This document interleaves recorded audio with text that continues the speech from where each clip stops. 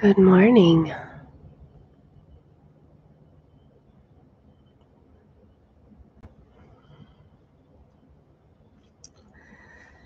This is again totally unplanned. I'm doing real well in the planning department.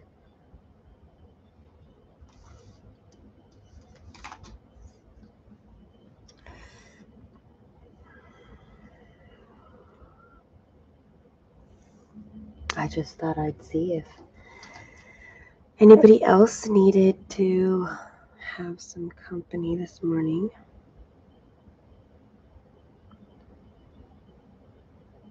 It is a busy time of the year, so that's totally fine.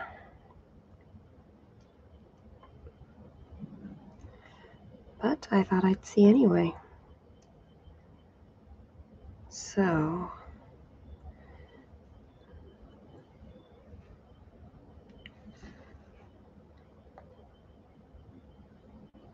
this whole section so far has been really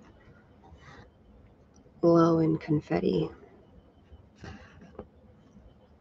because it's just been a book, no objects.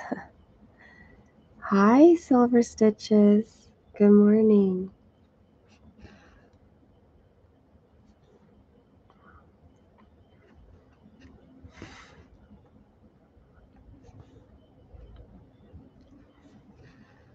How are you?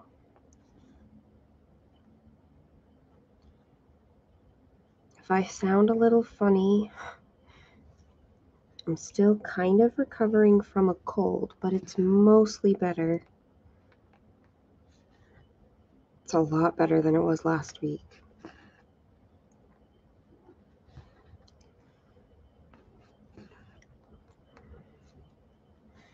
Seems like everybody is sick right now with something or another.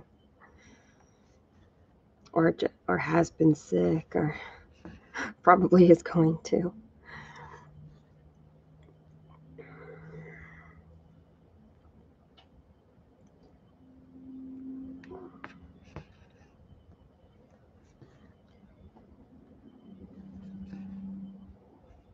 Hello, Miss Kitty Cat.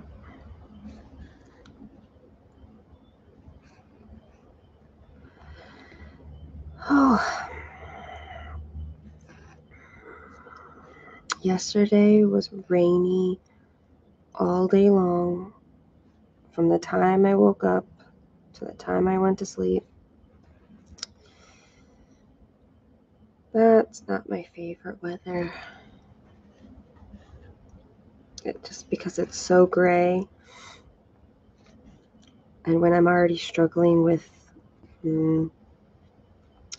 some mental and emotional challenges,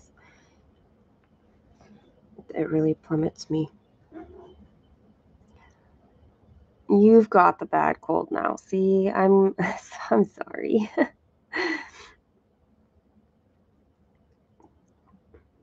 Yeah, my cold, it's been like a week and a half.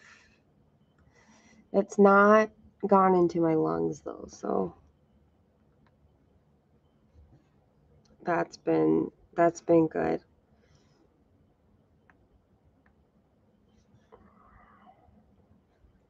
It's just hard to I feel winded all the time.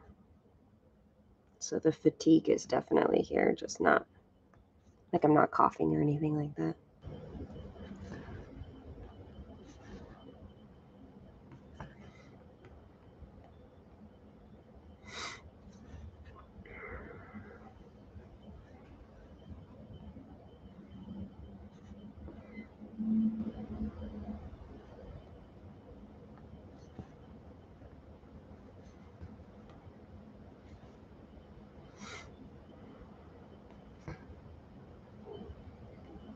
I'm sure there's never a good time to be sick, but it is hard to be sick around this time of year,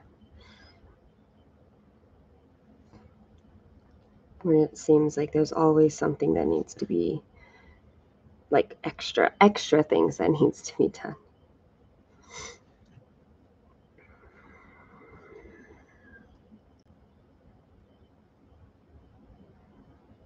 Marking my chart here. There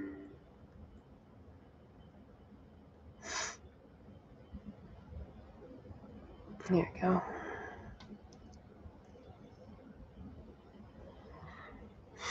There's a lot of shadow color down in here. That'll make for some nice, like, quick stitching. 1, 2, 3. 1, 2, 3, yes.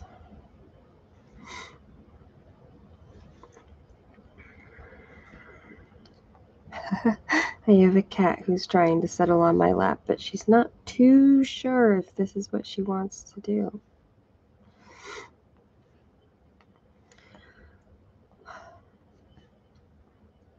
I feel like not much has happened in the last couple weeks, but I'm sure that's not true.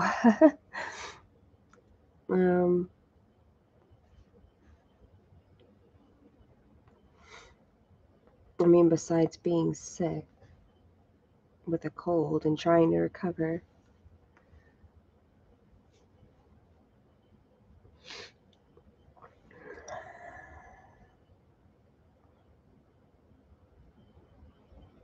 Oh, that kind of sickness is not fun. When you can't even do, like, the chill things.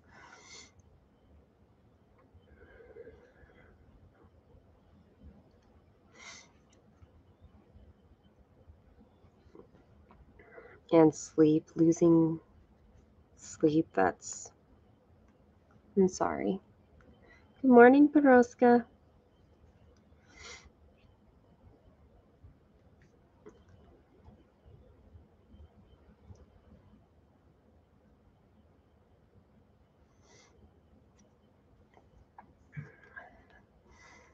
It's been getting colder here, but not snowy cold. Snowy cold is not very common where I live.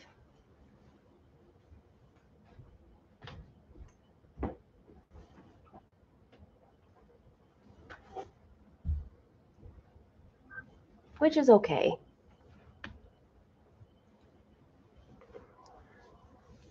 My daughter doesn't think it's okay. She wants snow. She likes the cold. She likes the rain. She basically is opposite of me.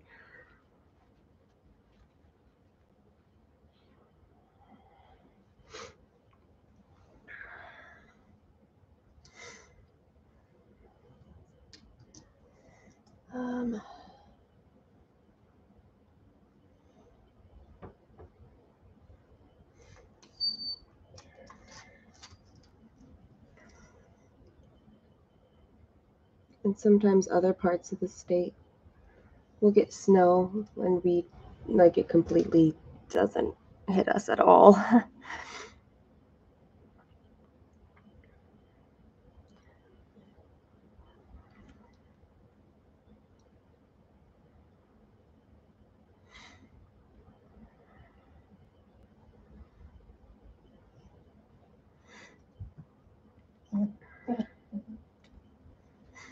Hello, puppy.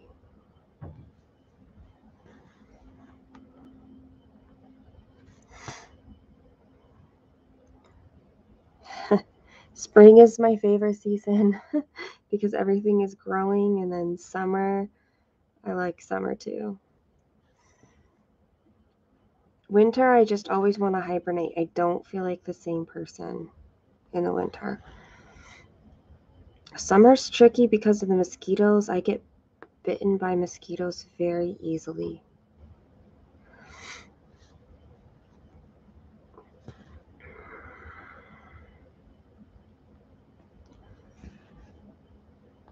But warm-wise and weather-wise, I would definitely go in the warmth over the cold.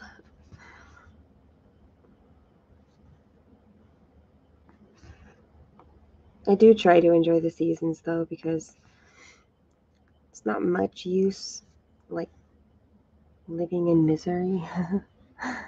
Good morning, Zan.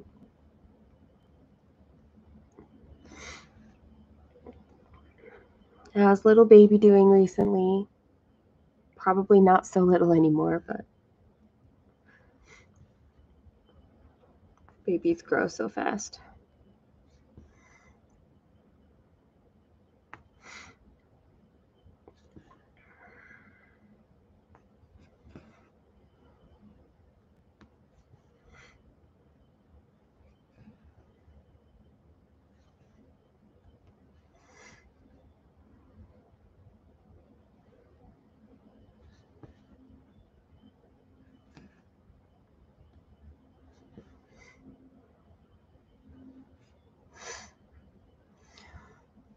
Hello, Raphael. Yes, Raphael.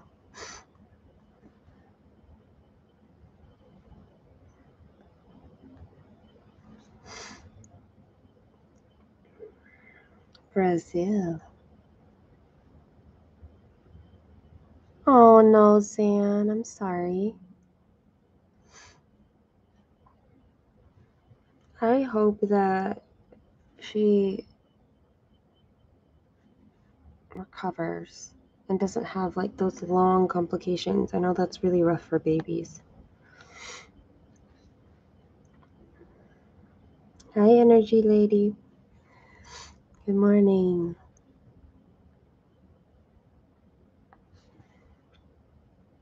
I know it's like a busy kind of time of year for people, but I just thought maybe there'd be people who maybe just needed some companionship and some downtime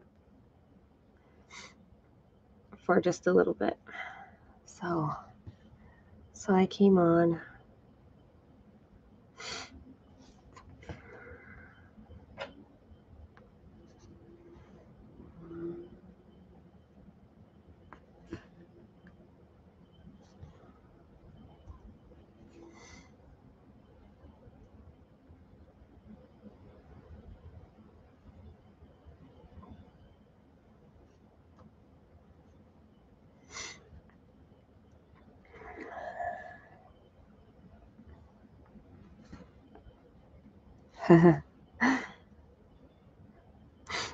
Well, I also needed the companionship, so there's that.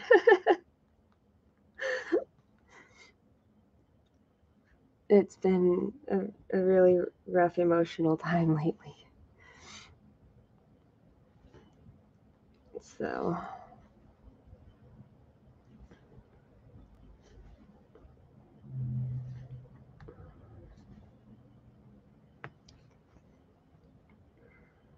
and I figure that what I need, other people might also need.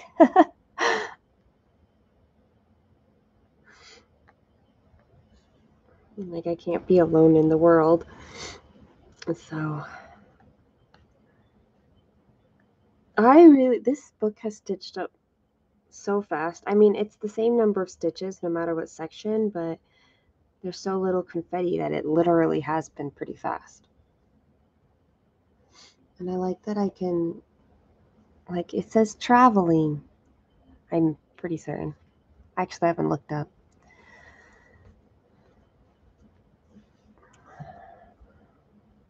I know you're bed recovering. You're trying to get all the way better. I hope you do. Sooner rather than later.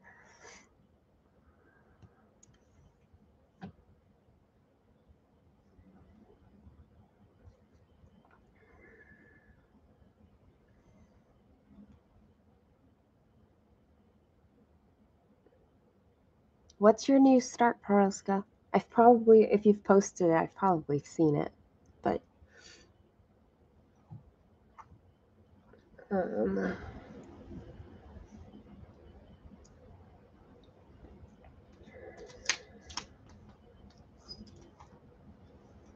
see, I'm like, I know I've seen it. I just, I don't always remember. And there's been a lot of new starts lately. Oh, yeah, the bird song. I like that one. It's a really pretty one. Let's see.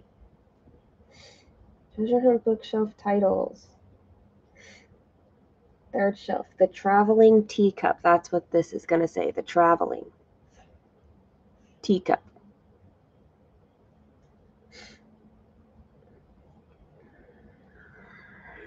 So, 2%. Yay.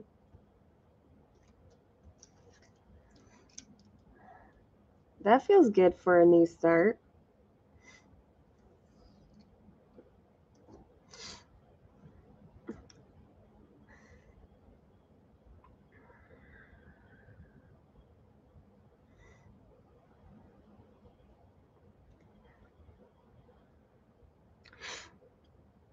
Because I came completely unprepared as per usual,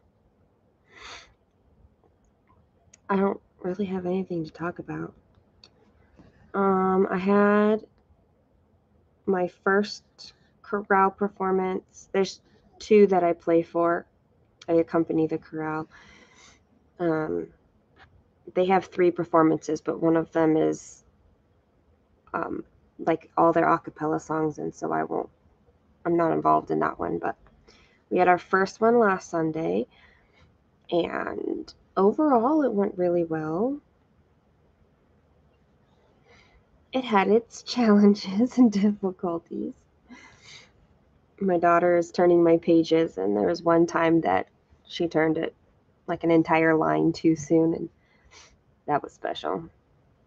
And there was another song that's a fast song, and the director took it even faster, and that was also very special.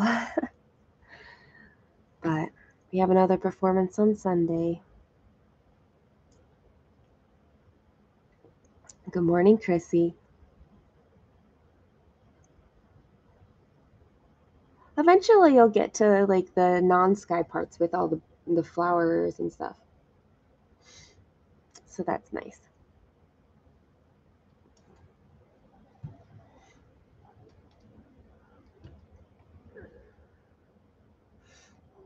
That's a pretty good chart to do as a mini too, because there's not so many of like the little details.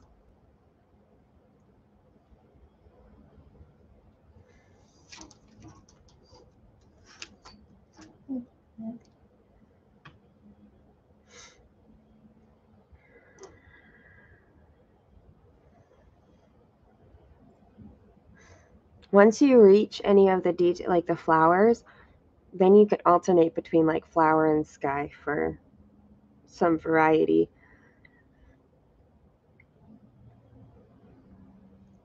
If you need that sort of thing.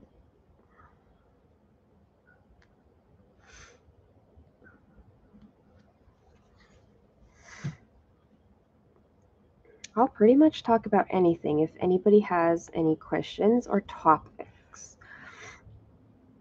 So you give me ideas and I will say whatever comes to my brain about it.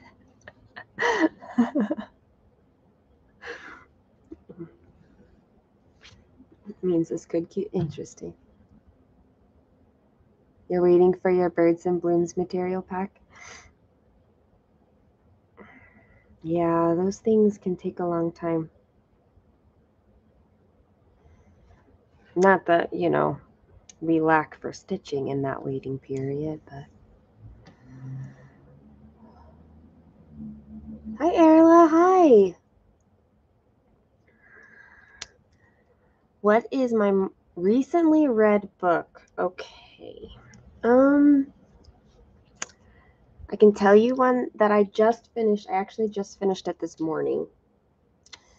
It's called Mother Culture, and I was really looking forward to the book before I started, and then I ended up ultimately being kind of disappointed in it. There was something in the writing style. It's a nonfiction book. It's very easy to read, and Mother Culture, it's all about how the mother of the home really sets the tone for the home. And so making sure that you take time to you yourself be cultivated is important. She's a Christian, and so that was it featured very prominently. She also has written other works, some fiction and nonfiction, much on the same topic. I've not read any of them though. But there was just something in the way that she wrote that oftentimes rubbed me the wrong way. So I did finish reading it, but it's not a book that's going to stay in my home library. Good morning, Jessica.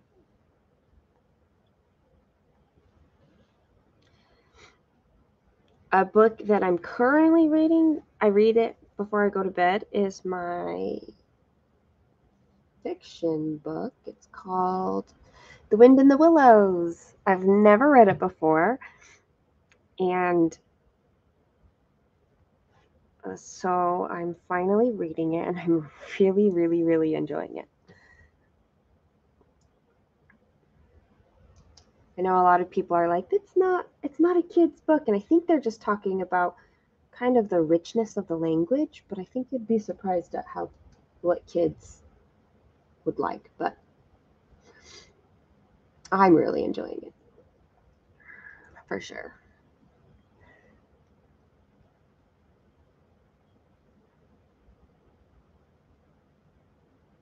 You're knitting on your scrappy hat. But your hat, like you're caught up on it, so it's not going to take you very long, Jessica. Good morning, Angie. It's early for you, 6:30.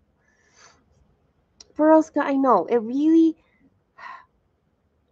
I had such high hopes for it, and I've heard it recommended by so many people, particularly in the homeschooling community.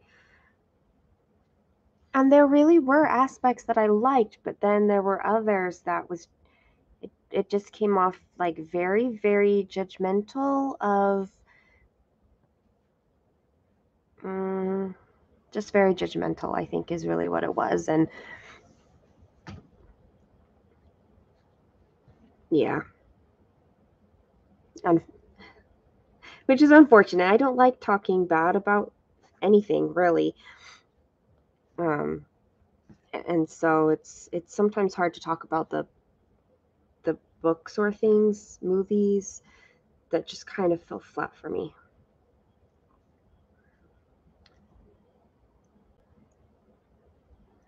Each day's color. Well, today might take you closer to 30 with you talking, huh?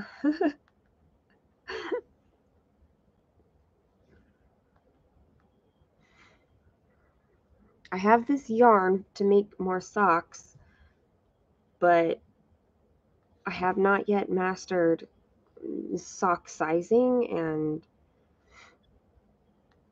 so I've been putting it off. But I don't have any like yarn project going on right now, so I kind of want to.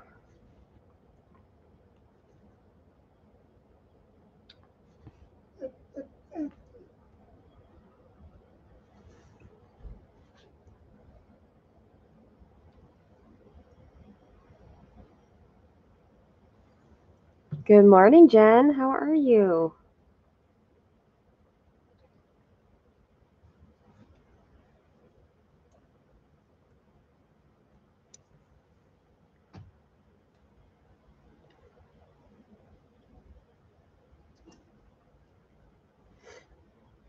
I've been reading a lot less the last, well, November and December. It's very obvious when you look at my reading logs. And that's purely a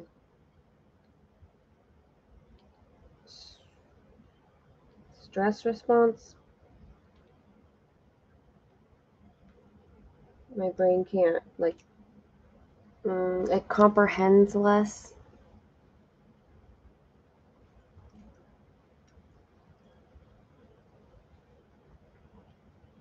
I everyone in the UK, it's afternoon. That's true. Early evening. I know, like, you guys, It's like 3 when you guys have your sunset in the UK. See, I think that I feel like the last time I made socks, that's about what I did. I have size 1 needles, and I think I did about 64 stitches. But I think my gauge, more tension, whatever, is bigger.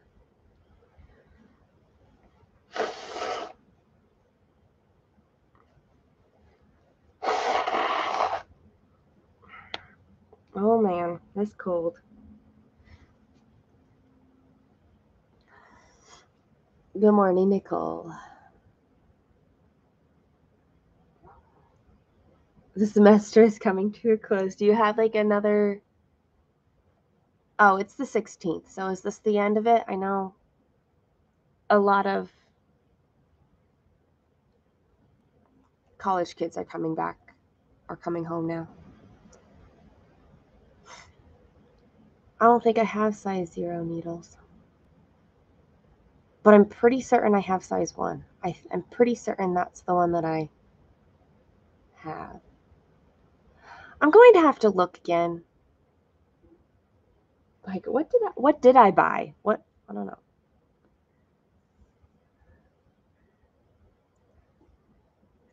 So it's grading weekend. The finals are done, and it's grading weekend. Jessica, that's fun that she's gonna come home. Oh, look, my fluffy cat is here. You can see her back. Can you say hi? Say hi. There you go.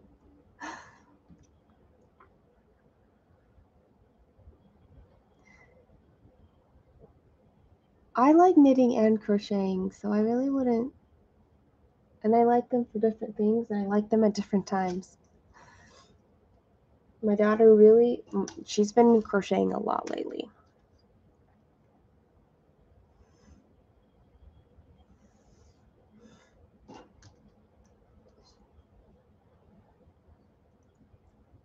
This cat is Kara. I have 2 cats. The other one is a like tortoise calico cat. Hi, Miss Kara.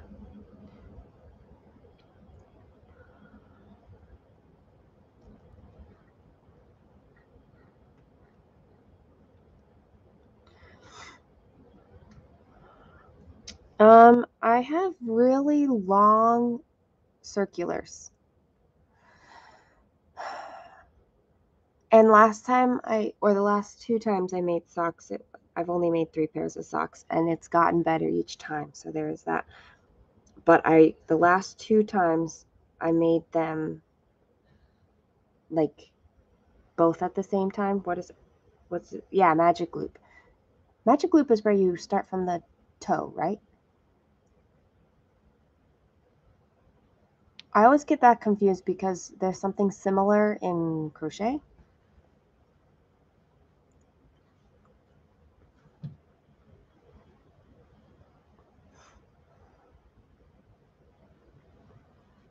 I really want to make a sweater. That's really what I want to do. Okay, magic loop is the other one where you start at the cuff. Yeah, I obviously get very confused.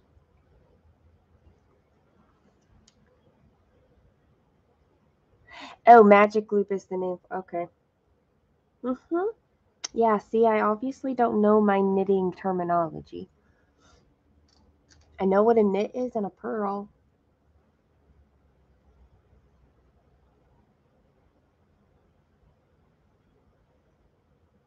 I know how to do those.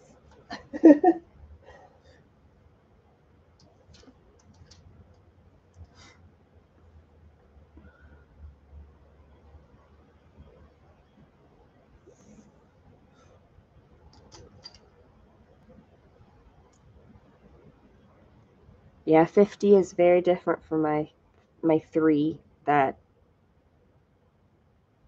yeah. But I want to get better at them. So magic loop is where you divide the stitches on to one long sinking side.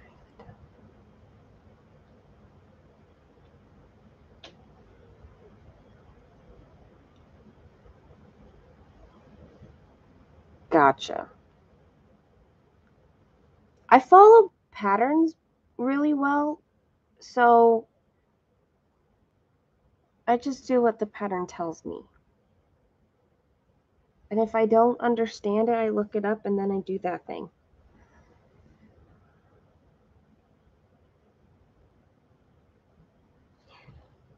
I knitted a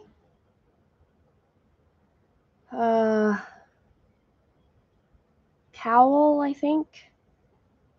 It's been a bit, but it was somebody needed a test stitcher and I was a good candidate because I was like super beginner. This was before I had knitted any socks and it had been years since I had tried knitting anything. So they wanted to throw the pattern at me. That was kind of fun. I had to do cables, so I had to learn how to do cables. That was fun. Cables were not my favorite, but that's okay. Crazy Sock Lady and Knitting Natty. I think I've heard of, I don't know if I have.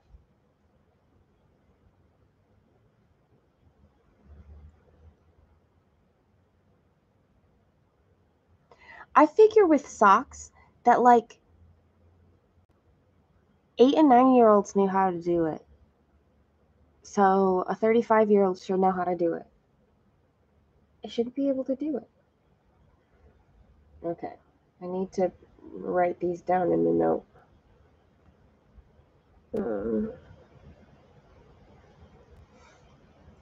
Crazy Sock Lady, right?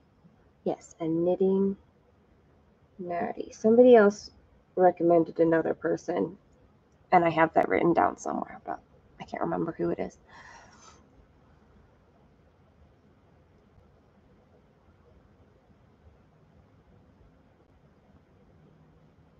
I've never knitted a blanket because I feel like it would take forever, but I love crocheting blankets.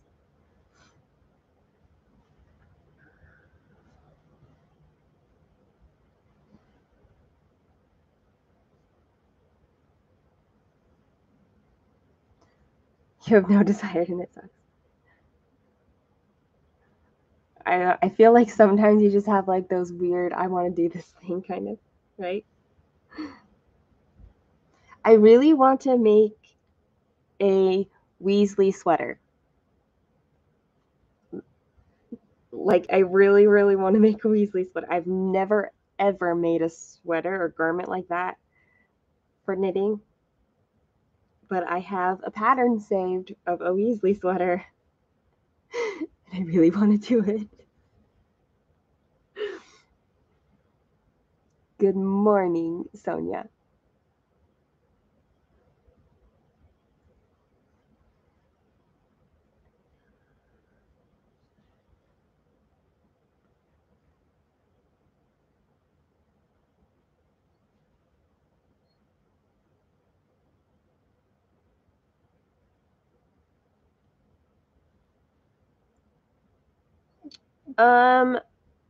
I don't think there's any. Well, there probably are patterns for a crochet Weasley sweater, but they're pretty much all knit ones.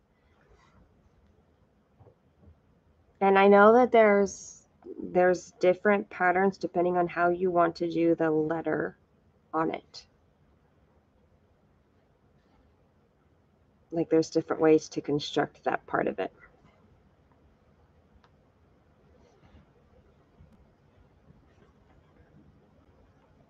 I think a Weasley sweater feels like less like perfect, less stress to get it exactly right, that it feels like a fun thing versus like let me get this perfectly right. Which sadly I tend to do all too often.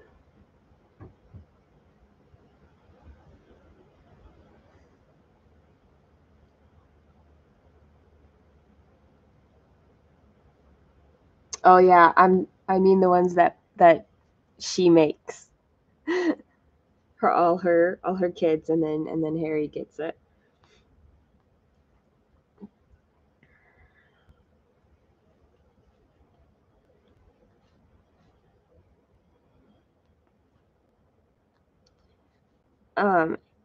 For the chorale that I play the piano for, we had our first performance, and I was singing in. There were two small groups, singing one song each, and I was in one of the small groups, and several of the members of chorale only know me as the pianist. They don't know me in another capacity. And one lady afterwards asked me, like, okay, so you play the piano and now we find out that you can sing really nice. Like, do you do everything with perfection? And I'm like, no, I just have really high standards for myself. Because yeah, that perfectionist tendency, that's strong with me.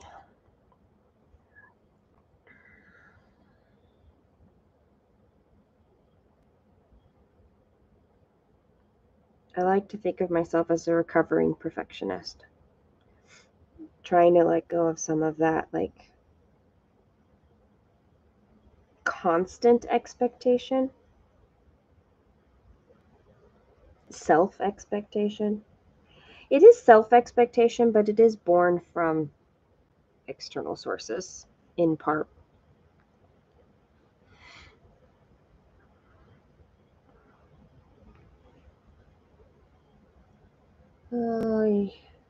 Is that right here? 1, 2, 3 over. Oops. Oh, oh yes. There we go.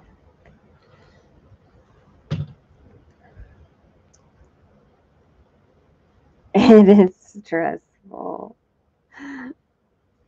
I don't I think there's a happy medium ground. Like, I don't think that being a perfectionist is a healthy thing.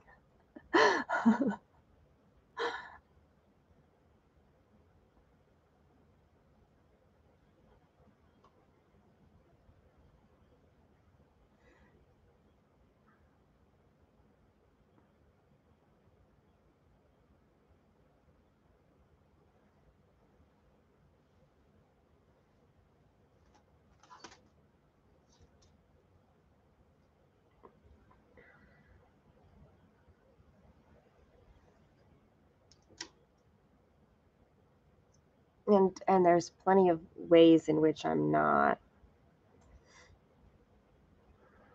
House cleaning, not really the thing that I'm good at.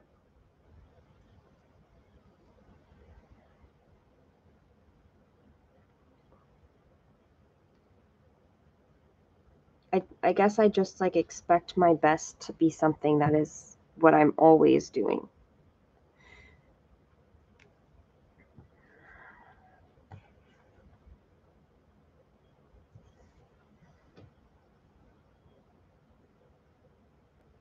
Science is just a little bit of a taskmaster. My needle is like broken bent. It just broke bent. I'm gonna have to get a new needle. See? I need to buy more needles because I am running low. Where is? I keep flinging needles, it seems like. So they're on the floor surrounding my chair. Oh.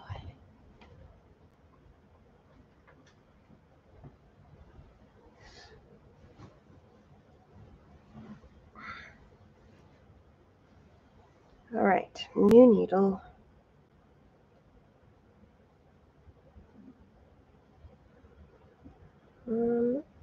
You are the right kind of needle.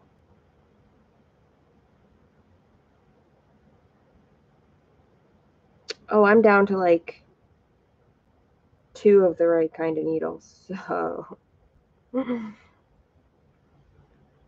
gonna have to go buy more needles. So sad.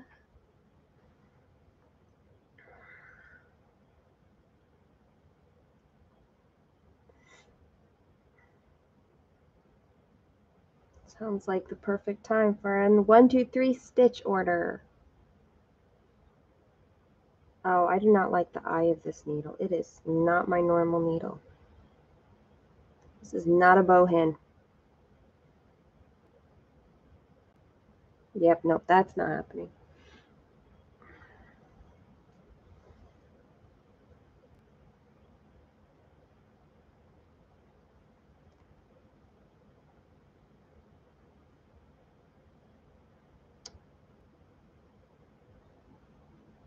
There, let's try this needle.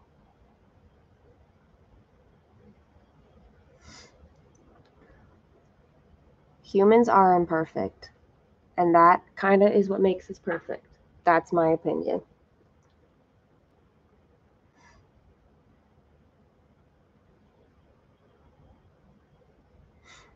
I also like to remember that everybody has their own kind of journey that they're on, like their own battles that they're fighting, um, their own demons, their own measuring sticks. And it is not at all my place to like tell them how they should live their life in any way. It's hard enough for me to do that for myself. Oh, I'll have to look on Etsy then.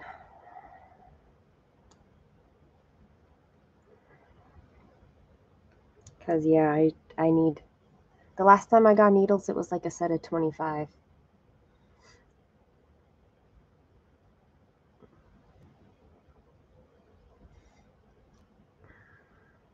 I need them bow pins.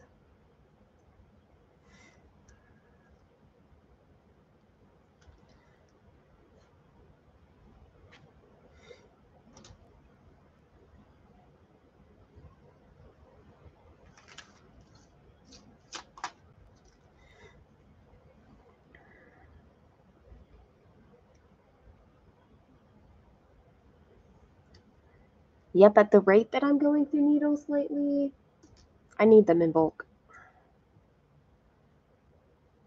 I think just yesterday I was frogging, or maybe it was the day before. And like the needle just like flew out of my hand while I was anyway, and I have no idea where it went.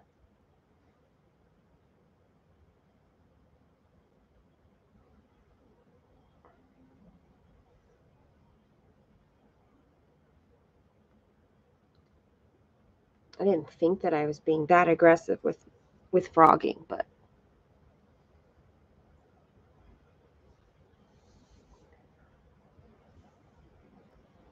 you've never broken a needle, but your needles always go black. See, my needles don't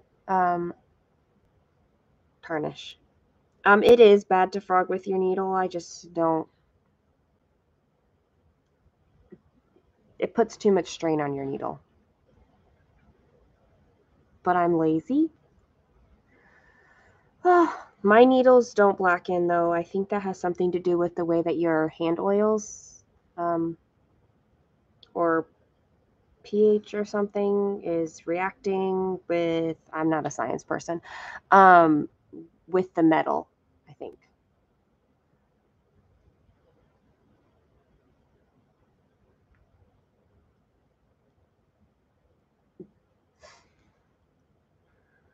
It can be that a different needle composition, like the metal composition of the needle, might work better for you, and it might be that it's just all needles might do that for you.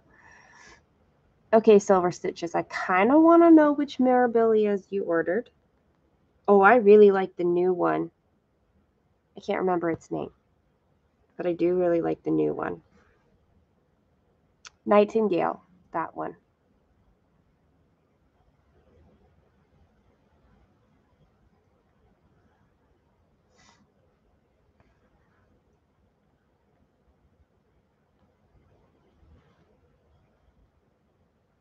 Do you find that when it blackens, does it affect your stitching?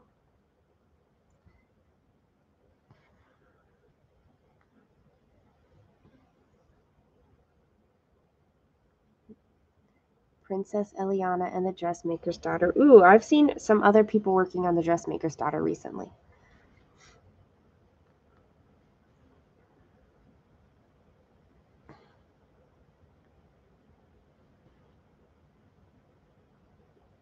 At least they're still functional then, like when they go black.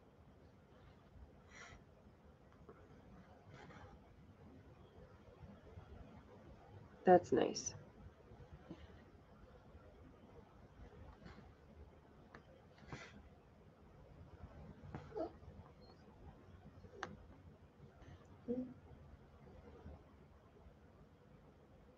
Light floss looks sturdy to you.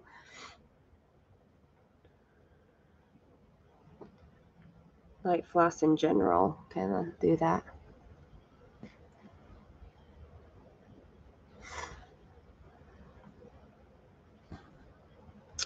Ah, yeah, the gold-plated ones I think are the ones that I hear work well for people who experience tarnished needles. And then there's other people who can't stand the gold-plated ones, so sounds too rich for your blood. You don't want a little gold in your life?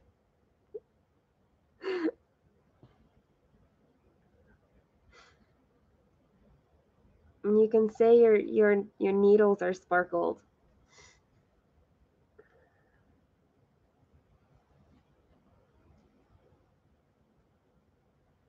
Don't lick floss when drinking coffee. That's truth right there.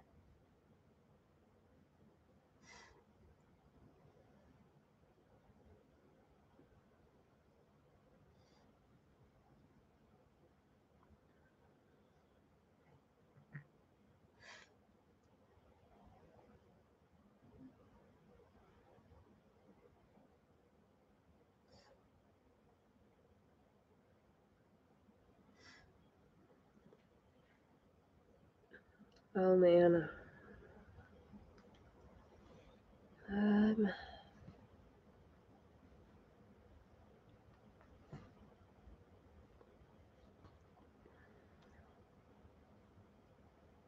You don't think?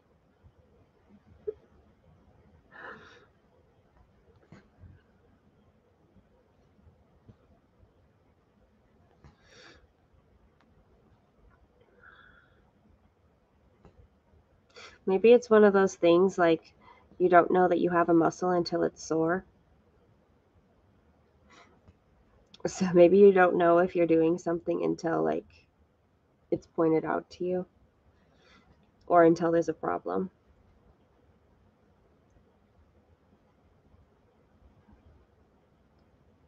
What can Brooke do? Is that a Etsy store?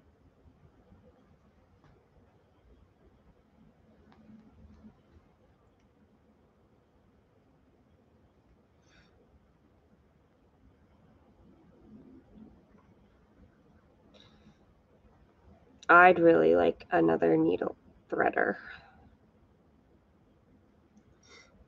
A really good one because that's the only one that I've liked. It's a really good one.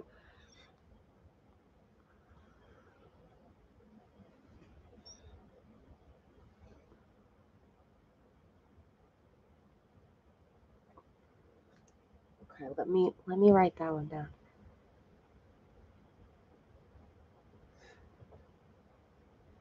Oh, it's not like my last needle threader broke several months ago. So clearly, well, my good one broke several months ago. So clearly I'm not a fast mover on this. What can't Brooke do? What can't Brooke do? Needle threader. Let's see. The notes I have from these lives, I always have notes.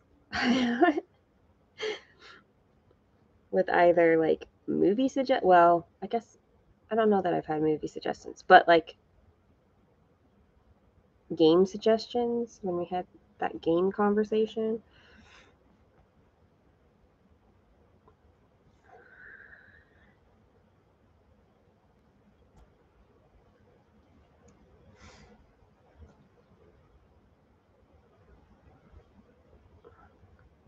Things I need to look up.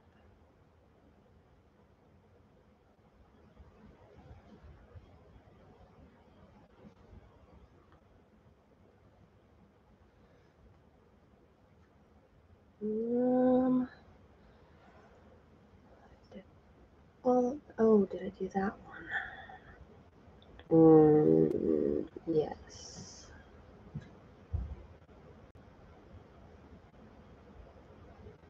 And that, no? Yes. Yes.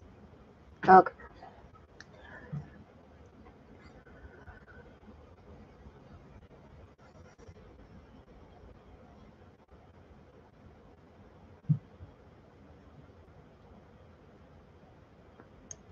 Crazy. Hey, tell her she can put it in her stocking.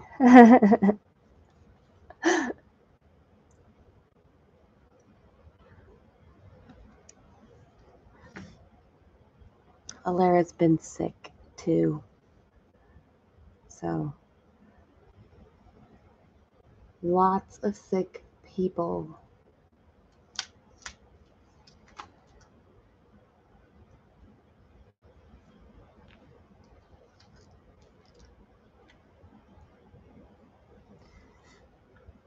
Some people thread really well without either licking. I think it doesn't work for me very well.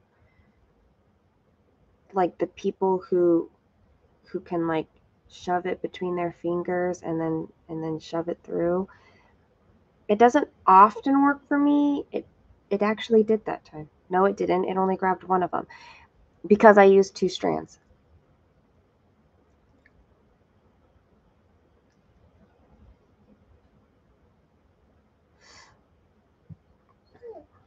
Angie, the cheap ones break on me. That's why I won't get a cheap one. Like I don't like any of the ones that you can get in a craft store.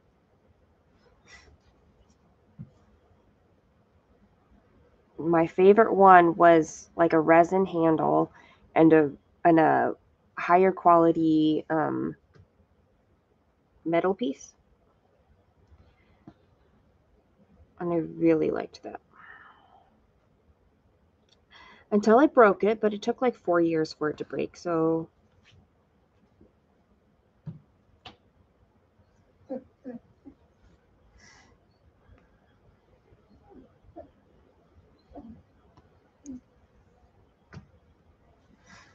yeah, I see. Look, you can see letters. It's so fun when you can see them. I right now like the floss, but I prefer a needle threader. But obviously, I haven't been motivated enough to figure out finding a really good sturdy one. This is why suggestions are helpful, and I'm going to look up the one that Jen recommended.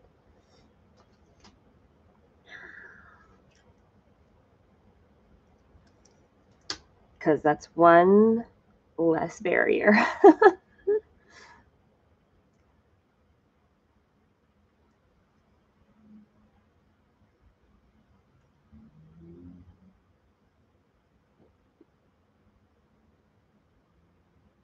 I mean, if you buy them in bulk, then you might as well use them and you'll get some value out of it, right?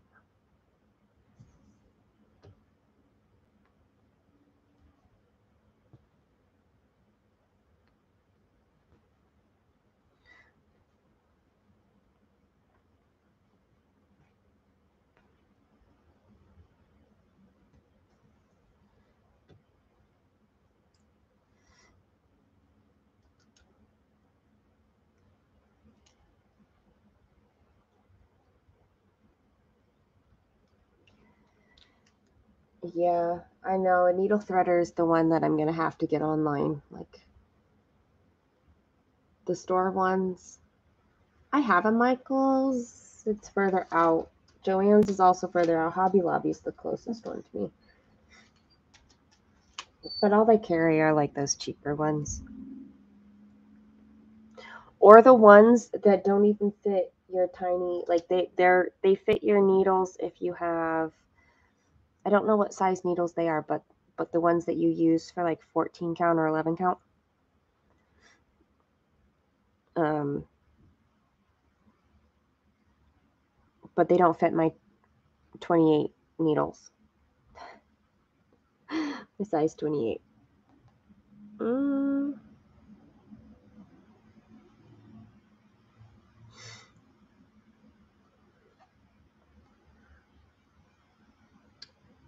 That was not stitched.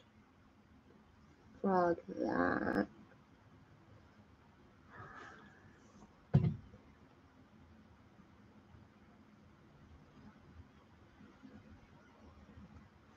Bye, Angie. Have a good day. Thanks for stopping in.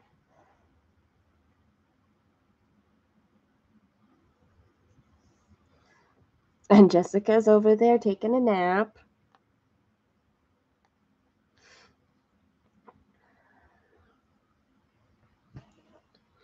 I like knitting and crocheting for when I'm watching stuff. It really is kind of the thing that I do when I'm, I guess, travel stitching. It's that same category for me. Like in a meeting or listening to somebody read or watching a movie or something. That's when I like to do it.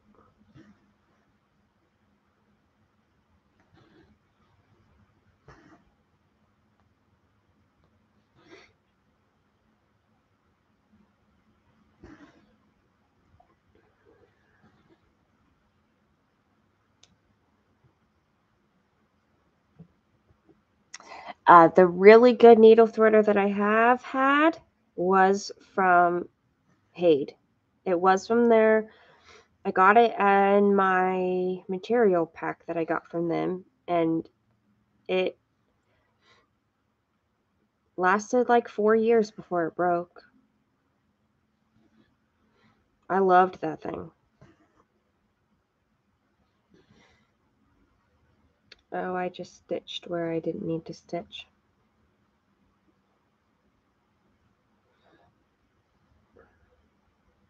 Oh, let me use my broken needle to frog instead of the good needle that I just pulled out.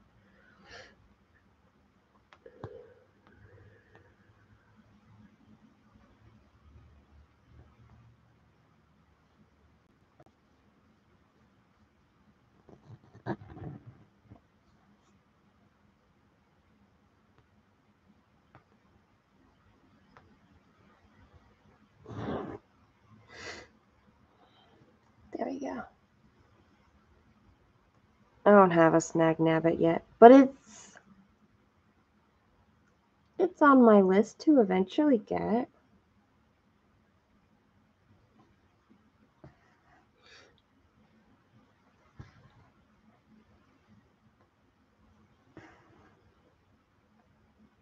I'm slow to acquire things sometimes.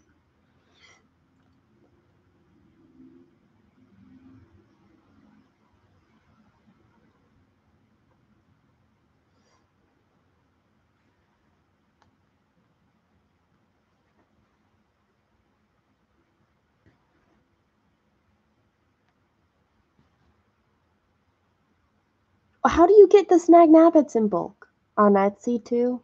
I guess you can get anything in bulk.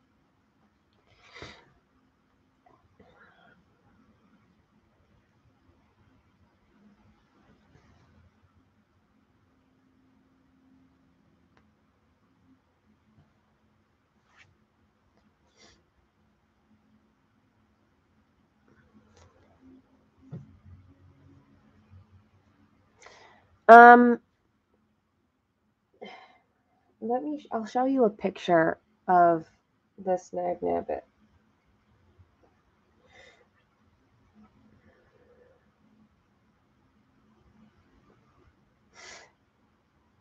Amazon. Snag nabbit. But let me not forget what I'm doing here.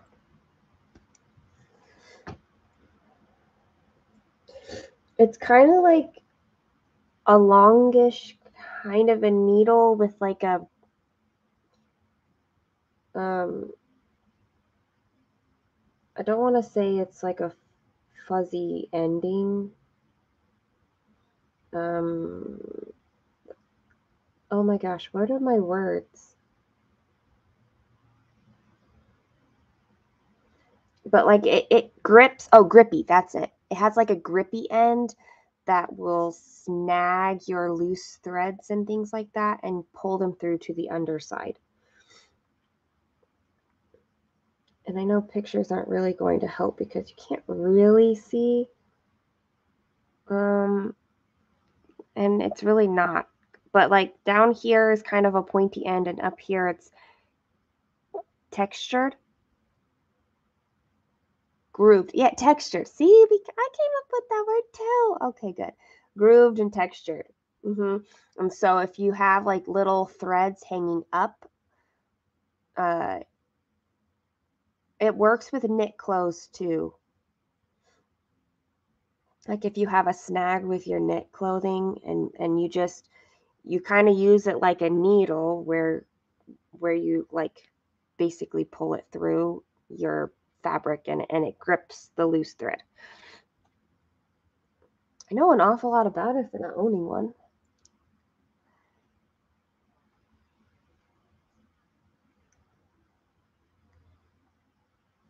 You are so sweet, Jen.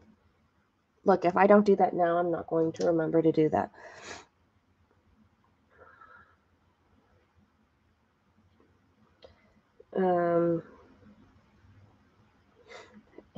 That's not Instagram.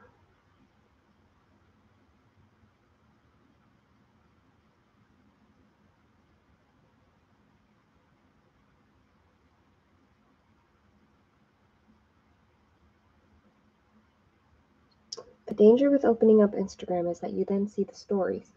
Not the stories, but the...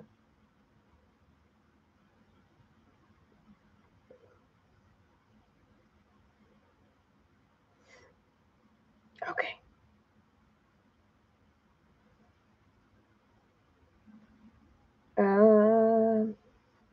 Let's see if I can remember my address right now.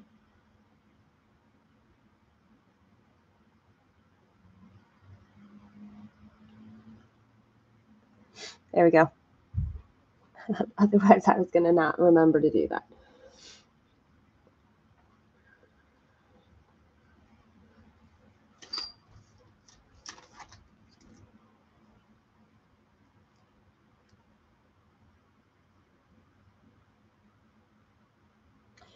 So we're officially halfway through December. I don't know how I feel about this. I think there's a part of me that is like, oh, new year, so it's a big deal, right? But at the same time, I'm like, it's just more time. Does it matter?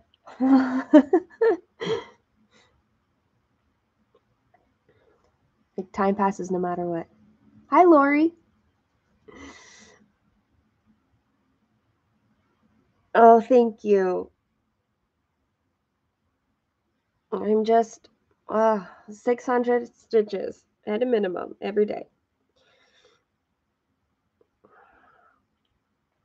That's my aim.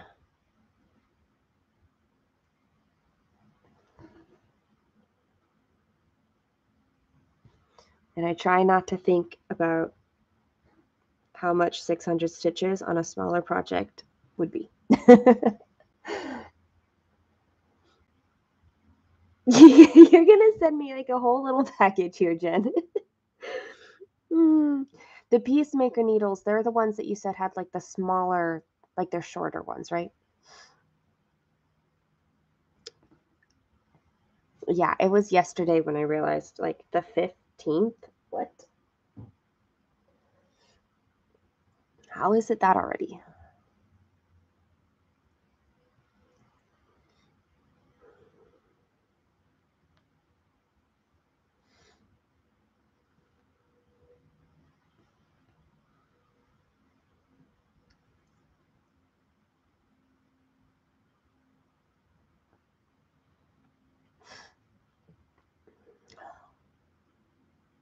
Wow, Jessica, you're going through the 26th? Yep, you're going all the way.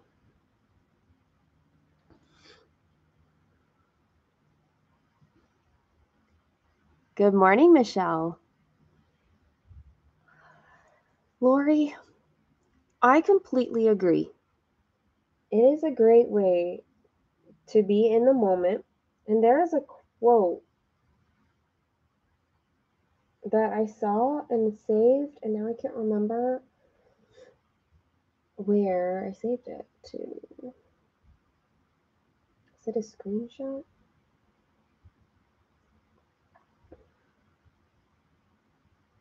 Here it is. Screenshot. This is an age of anxiety. Of course, all ages are. In an age of anxiety, nothing is more tranquilizing than a quiet hour of needlework, especially needlework as precise and monotonous as the little crisscrosses of cross-stitching. If conscience tries to reproach you for idling when there is so much to do, it is silenced when you reply in surprise, I am doing something. Look. Truly you are, for while your hands are creating beauty that will last longer than this age of ours, they cannot be restless or hurrying, and peacefulness comes from them to you. It isn't possible to be agitated while doing needlework. You are still, you rest and are refreshed. This was a quote in a book by the daughter of Laura Ingalls Wilder. So I really liked that quote.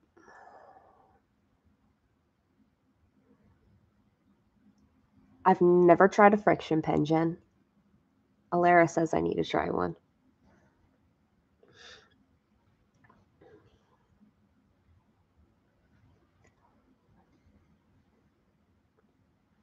I do find that I'm so much calmer when I'm stitching, and then it doesn't always stay away. Sometimes it lessens.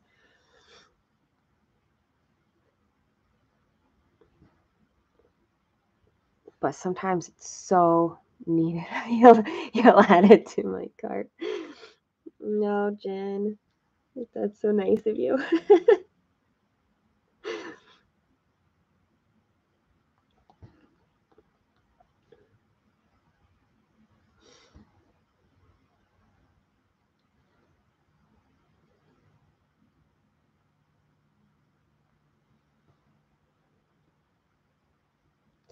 When people say, like in their floss tube videos,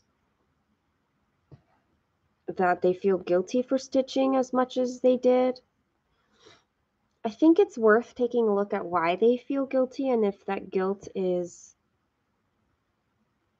legitimate. Like, should it be there? Should that be something that you're feeling? Like, what is it? What is it stemming from?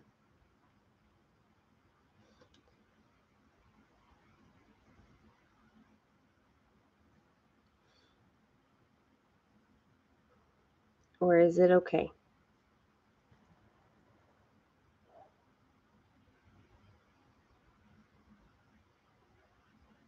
Yeah. I'm sorry you have high pain levels.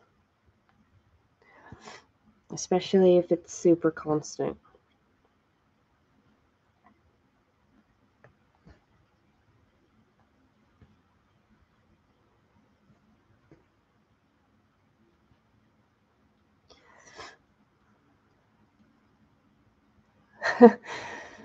I mean, society's kind of messed up, but I'm interested in helping part of it become better. Like that's what we're doing here is we're lifting each other up. We're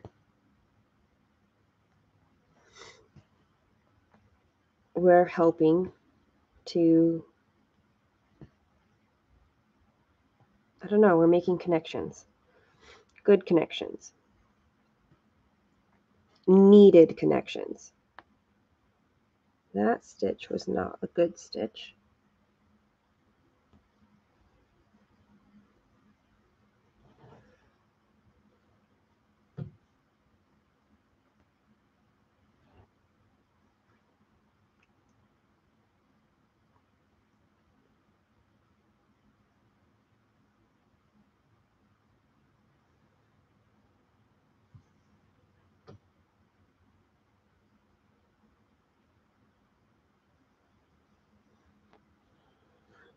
I will be honest that meditation is one of those things that I really need to do more of, and I have not been consistent at. It would probably help me a lot.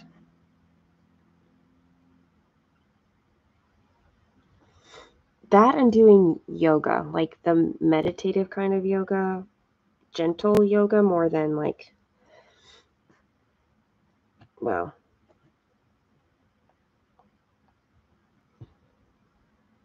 doing it for those purposes anyway.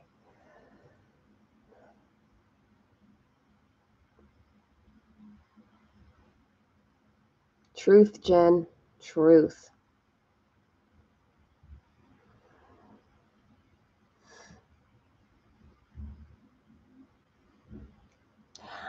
I think it kind of depends on the approach of the meditation.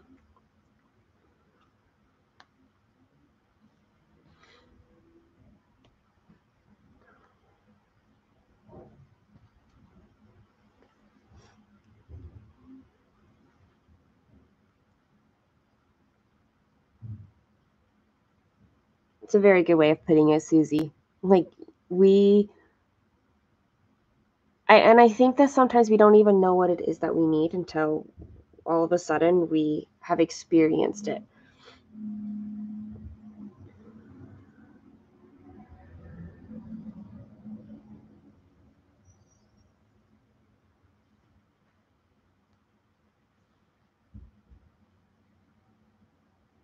I keep almost unthreading my needle here.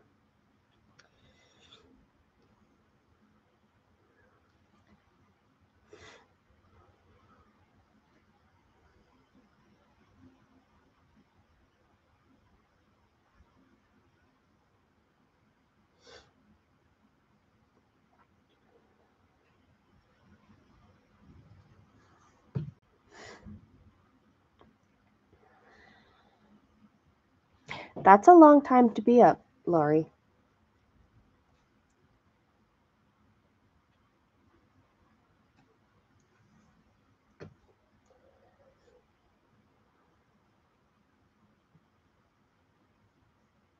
How did I like? I really liked it, Jessica. Like I had to stop myself from starting the next one immediately.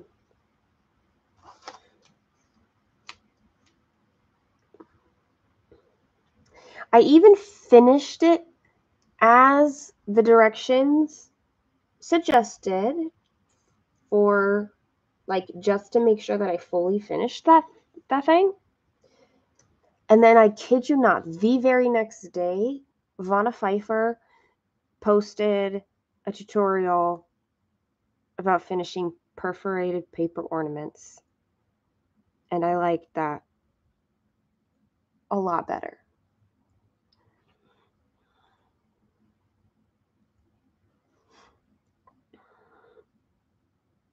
But I don't know that I want to redo what I already did. So now I don't know if I should like finish all 3 of this one set in the same way and then in the future finish them a different way. We shall see. Ooh, a new Gecko Rouge kit. I've never done a Gecko Rouge, but that is exciting.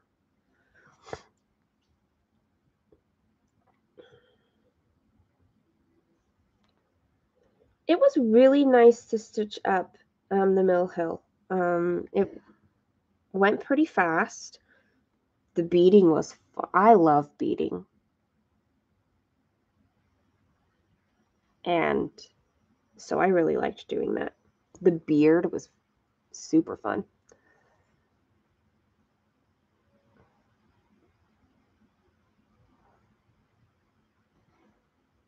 I've not tried diamond painting, but I really want to.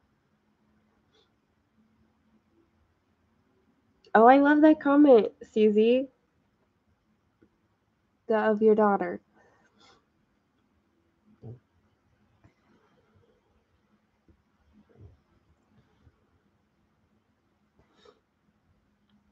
My daughter has a diamond painting. She hasn't touched it in a really long time. Maybe I should see if she'll let me give it a go. Just to experience it.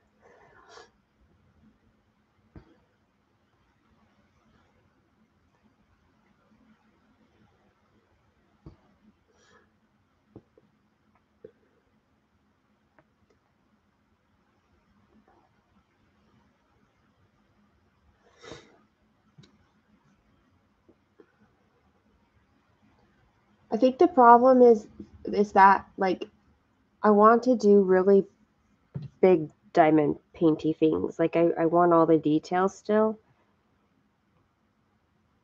But that makes them very huge and very expensive. Like I really it's not next to me anymore. There's a heaven and earth chart that I have that I want to do it. But it would be ginormous. What tool do I recommend for frogging? Well, I use a needle because I'm lazy. Jen said earlier that she uses a snag nabbit.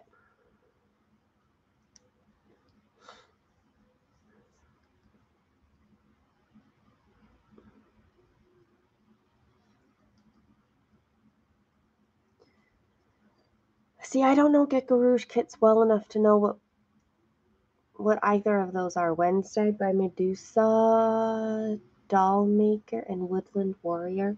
I just don't know Gecko Rouge well enough.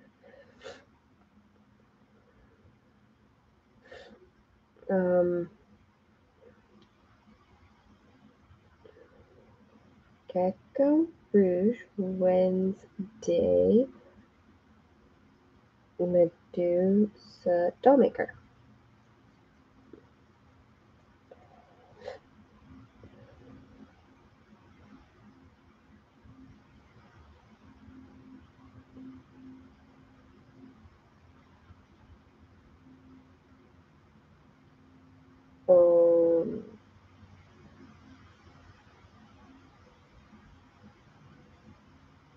What is Wednesday?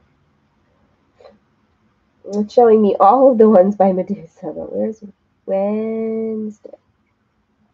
Oh, Wednesday Adams? That one? I guess I should hold it over here. Be afraid. Be very afraid. You already have Harley Quinn only put one stitch in. How can you just put one stitch in and then walk away? I don't understand. Woodland Warrior. Woodland Warrior.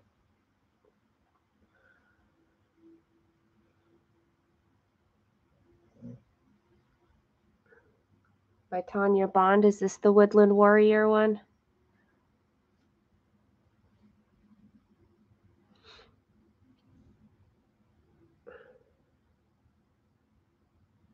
I just haven't branched out very much. Well, I say that, but I do have other, like, full coverage. I just haven't done Gecko Rouge yet.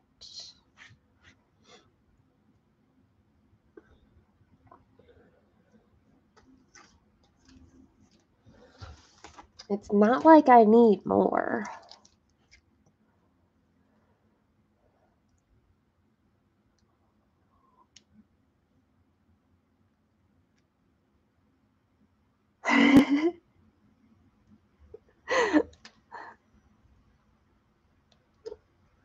I definitely have enough stitching to last me over 10 years. That's for certain.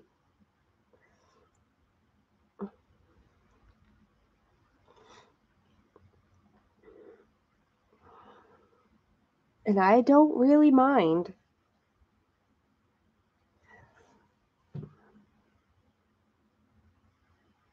It does make me a little more choosy about what I pick to start.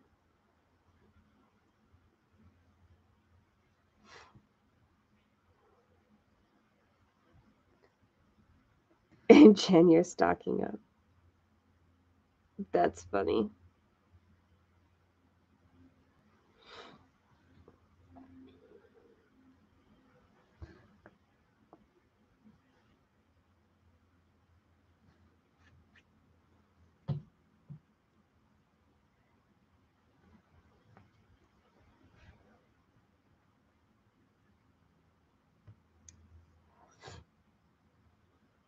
Oops, there we go.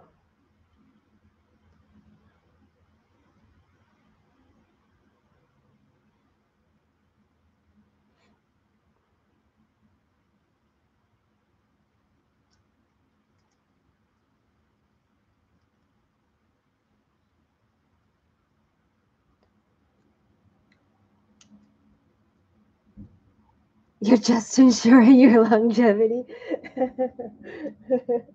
There's nothing questionable about that. Retirement planning, there's that too.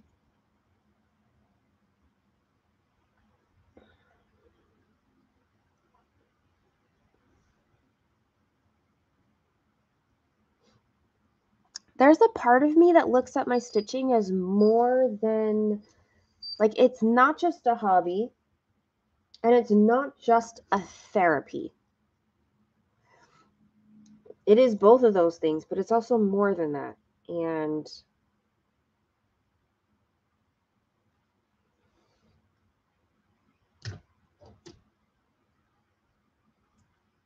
yeah.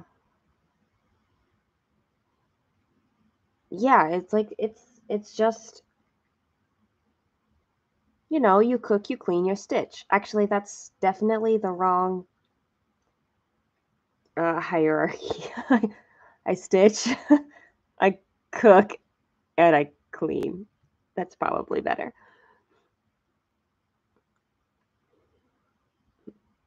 I stitch, I cook, I stitch, I clean, I stitch, I stitch, I stitch.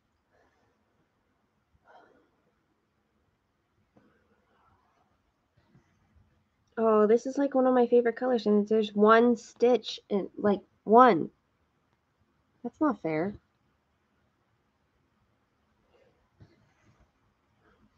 There's that one stitch of one of my favorite colors.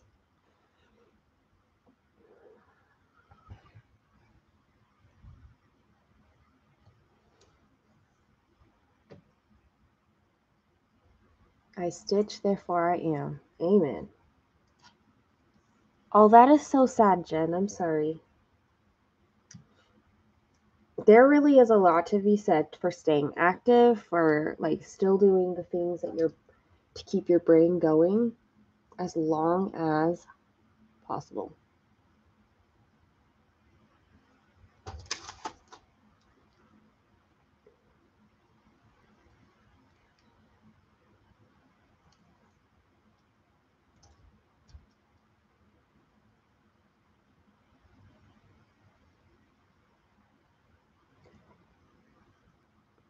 So, oh, my brain goes no matter what. So I get that. I might as well put it to some constructive use. It never stops. It never stops. It's interesting how much stitching is a part of my life, but how much my family members don't know about it.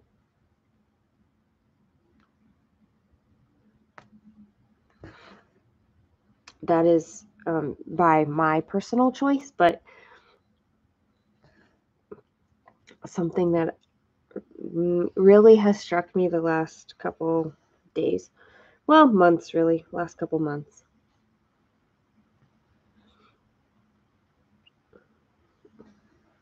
It's like I want it to be separate. It's mine. It's my thing.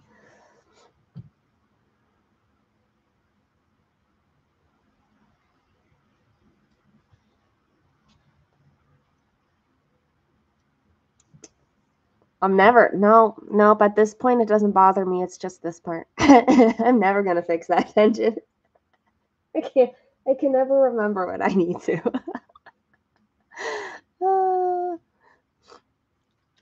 But now that I'm here, it doesn't bother me. So we're good. It's all good. Stitching is my personal thing, and yet I have all of you that know all about it. Like, it is personal, and yet it's also quite public. It's just not. I know there are very specific issues. There's one family member in particular that is the reason why, but yeah.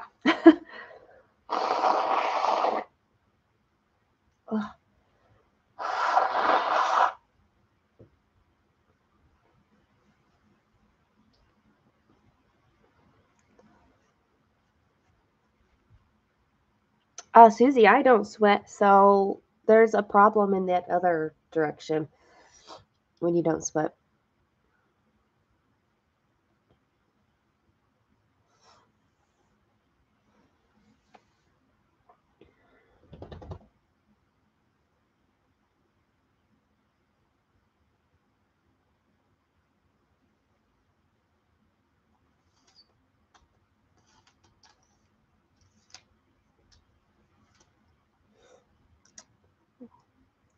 Oh, right after Christmas, Jen. That sounds like fun.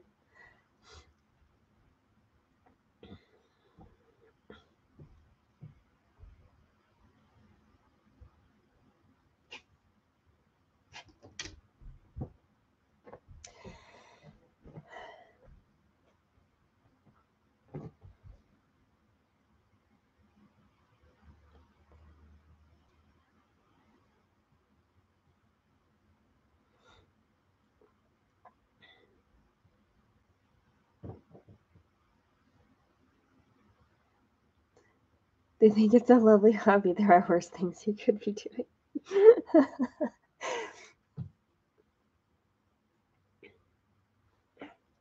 I think in my case, it would be more like there are better things that I could be doing. I also have this, I don't know if you call it a fear. It's not an irrational fear because it definitely would happen, but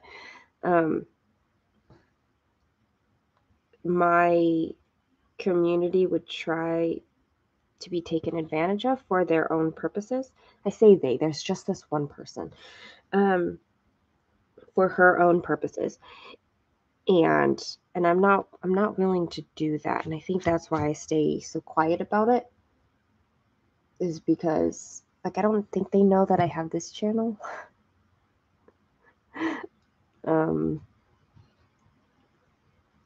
Or even my stitching Instagram. Like, it's not that I hide it, but I don't specifically share about it because I don't need the judgment on what she thinks about my time usage. Or she also kind of doesn't believe in like mental health things. She thinks it's all made up, and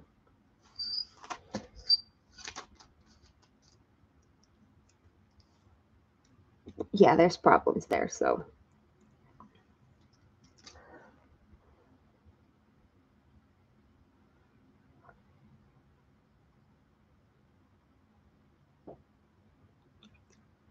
Jen, I have an open invitation for anybody to put me in their will for all their stitching supplies to come to me, and then I will like help find new homes for them.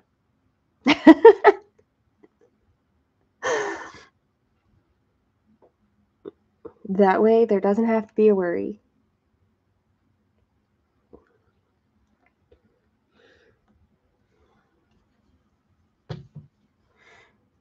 Judgy people are not fun. They're very energy sucking.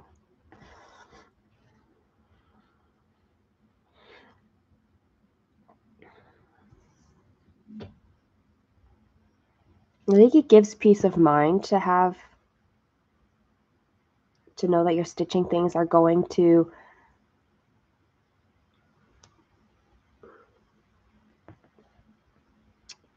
live on in some way.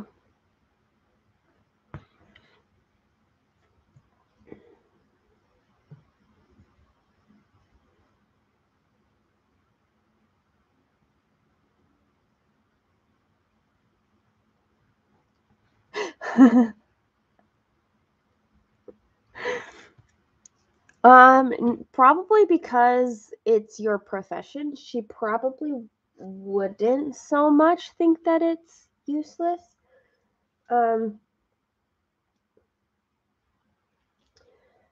But it's kind of like once she's a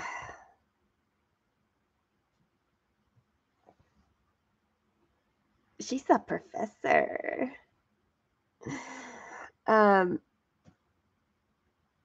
Psychology, right? Look, I got half of it. Behavioral neuroscience laboratory. It's super cool.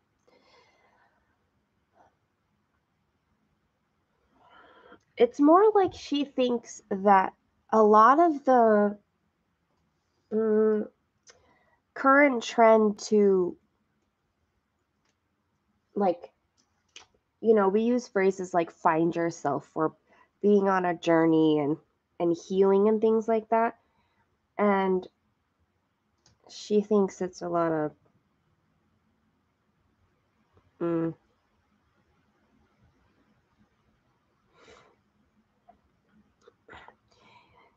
she thinks it's a way to, like, be lazy and place blame somewhere else.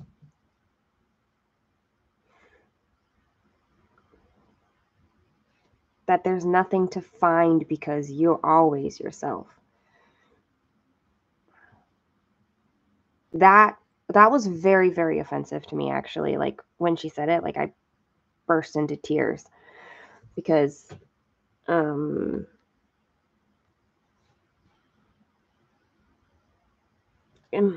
she doesn't understand the impact that she has on her children, and she also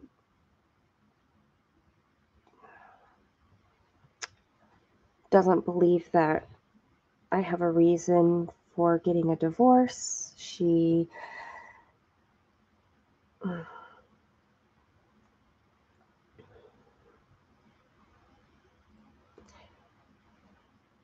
Yeah, she's just in that kind of realm. There is a difference between working through mental health issues and using them as an excuse. There is.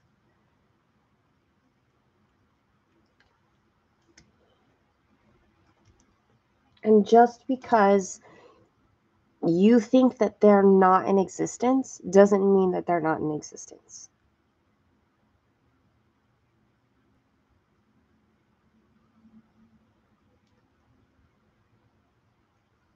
Oh, that's so nice, Miss Rufus.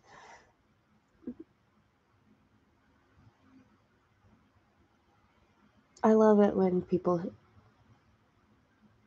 pass on tools and things like that.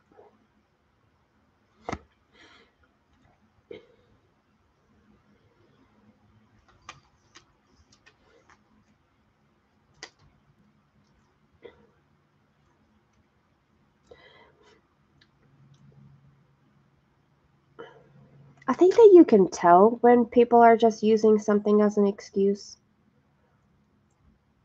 and when it's something real.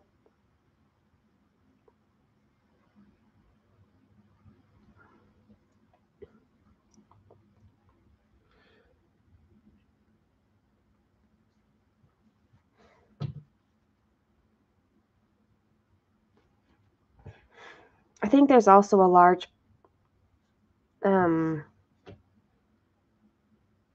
societal mentality that you should just like be over something that happened years ago, which is not actually how trauma and trauma responses and trauma healing and mental illnesses and issues work. It's not even how physical things work.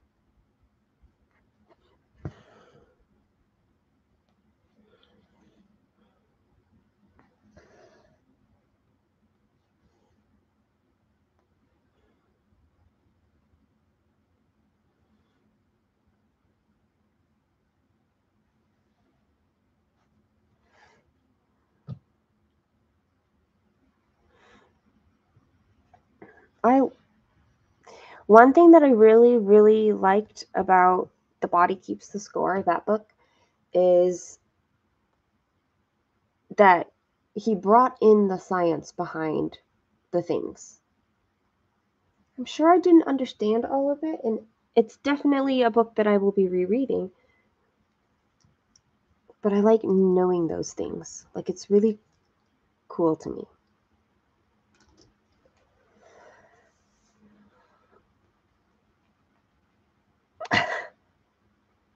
I am on the, like, more susceptible to trauma side of it. Unfortunately, which that's okay. It is what it is.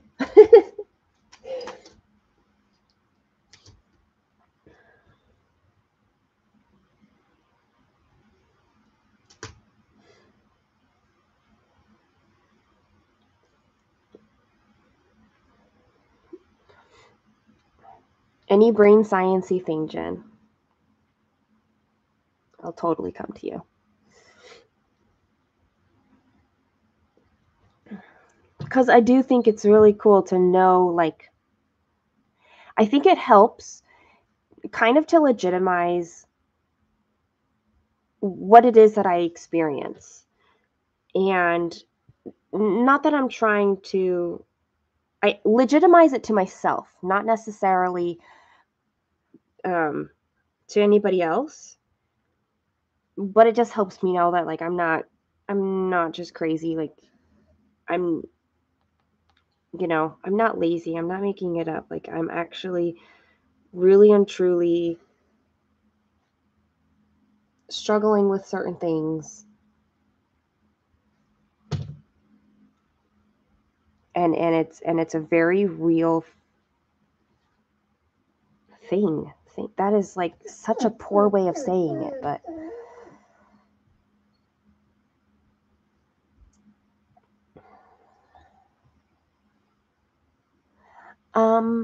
okay, Susie, yes, that's my mother. That is absolutely her. Which is why when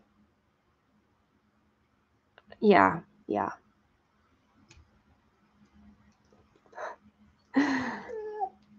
When I'm approaching times when I'm going to see her, I'm a mess beforehand and afterwards and during.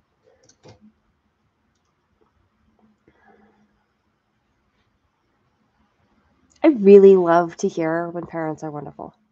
And if I ever want to hold a human brain, I'm going to travel north and visit Jen.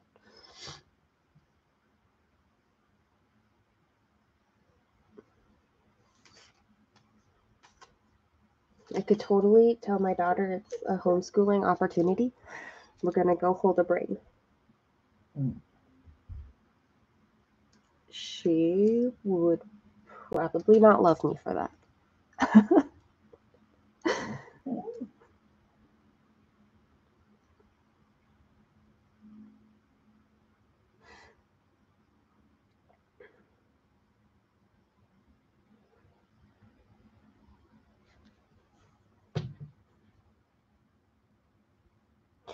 When I first opened up on my FlossTube videos about that part of me, like that sad, more hurting part, I didn't realize the response I was going to get.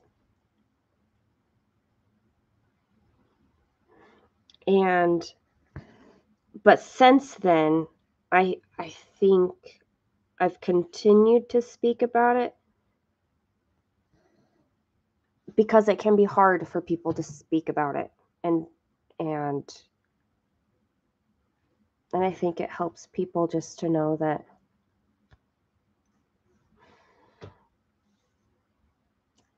it's okay, whatever it is. Get some healing sleep, Silver Stitches, okay?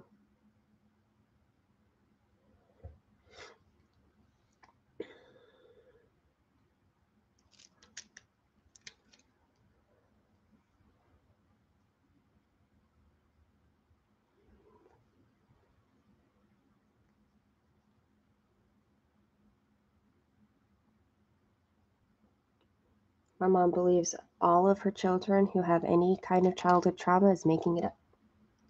So we just don't talk about it with her. Half of my siblings live across the state where she can't just visit them.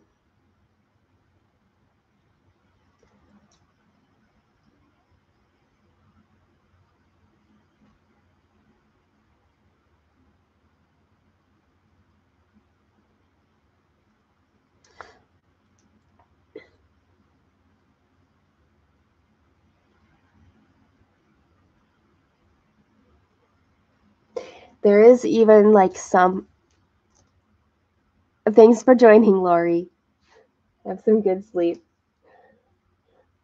There's like a little bit of anxiety happening right now that I'm even like mentioning her specifically on in a public way like this. She doesn't know about this channel, and I don't think that she would like go and watch through everything, but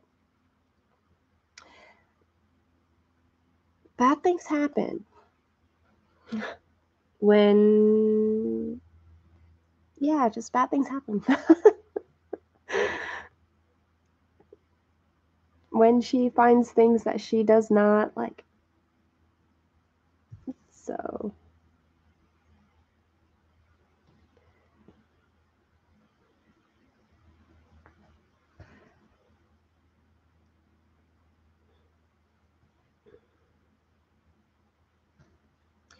I mean, if she does ever find my, community here and then tries to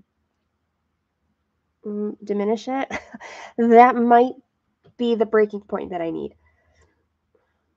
And then I might not have a relationship with my mother anymore.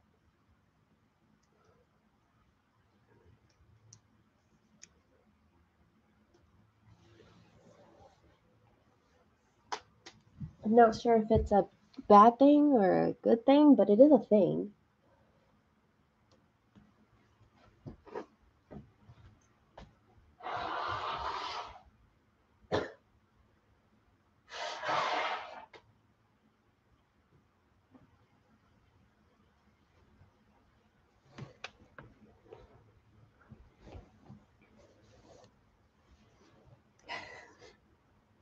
It is interesting though, because she kind of is changing my plans for next week.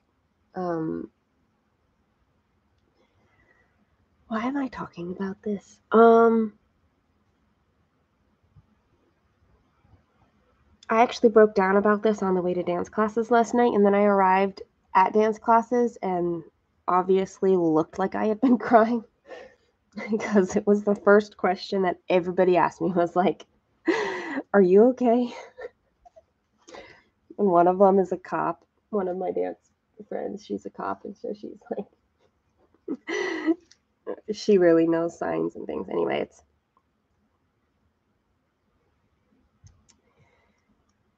it's an active situation. My mother is an active situation for me all the time. And like I've not cut off the relationship. And I've also not been able to fully put in boundaries. Like it's very much something like I can't look back yet. I can't look back and say like I've done this hard thing. It's definitely one of those like this is ongoing, and I don't know how it's going to end up. I don't know how to keep going sometimes. It's just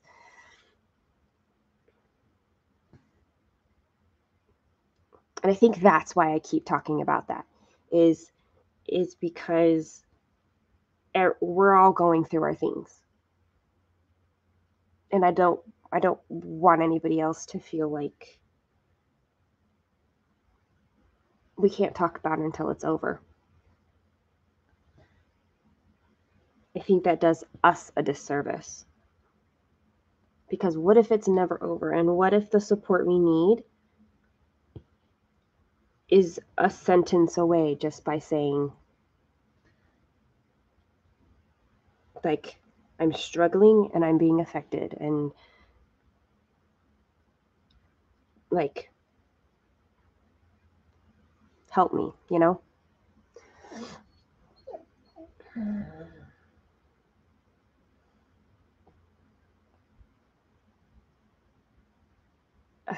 Jen, that's hard.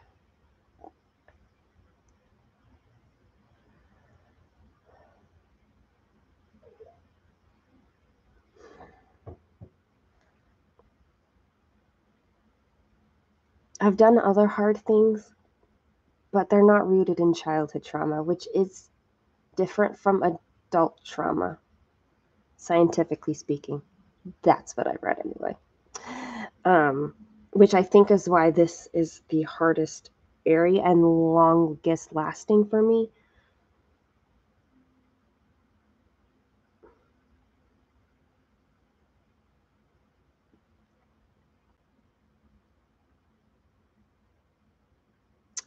Jen, yes, like just how I have things, like I'm on my journey, like she was on hers, and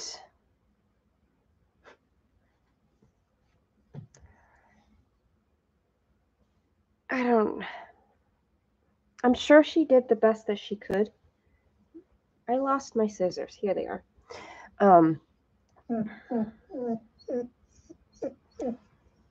I'm sure she was doing the best that she could. That doesn't mean that there weren't like difficulties with what it was that she did or didn't do. And still.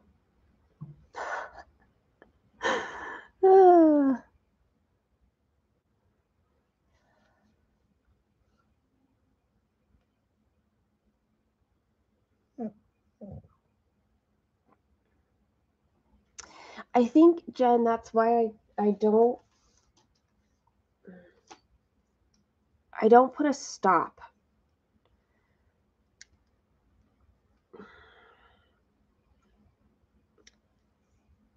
I don't put a stop to the relationship because I don't want to cut her out.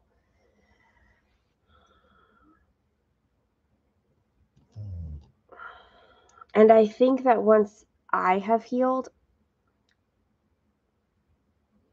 I can move forward better and maybe handle her behavior, her current behavior.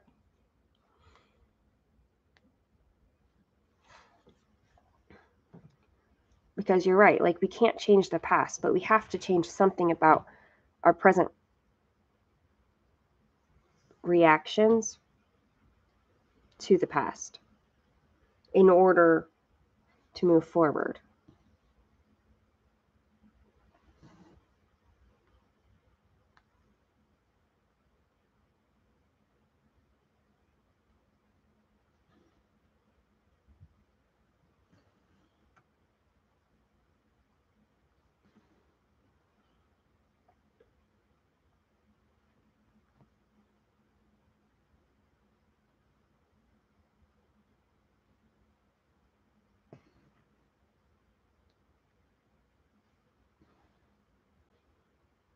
We're all just doing the best we can, I think. Sometimes that doesn't make the hard things less hard.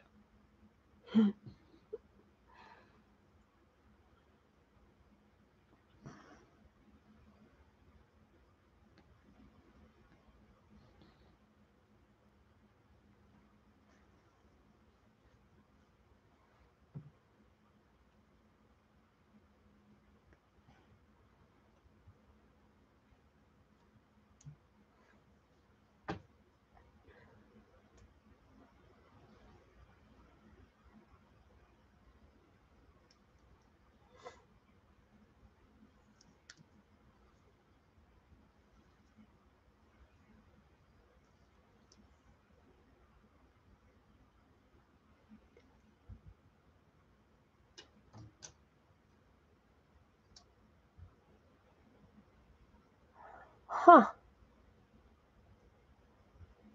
How does she react to that, Susie? I'm just curious. Because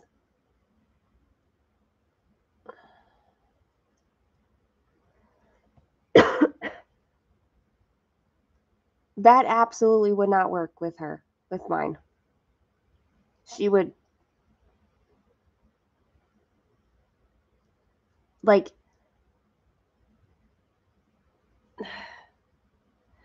yeah.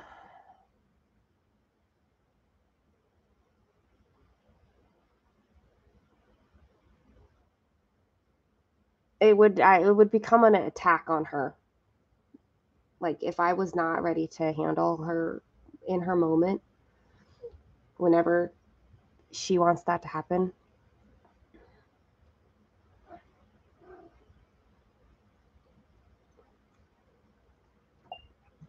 Oh, there you go.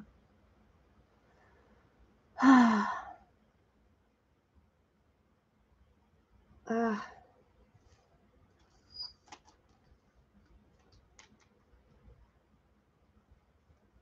my mother doesn't think that there's anything to heal from.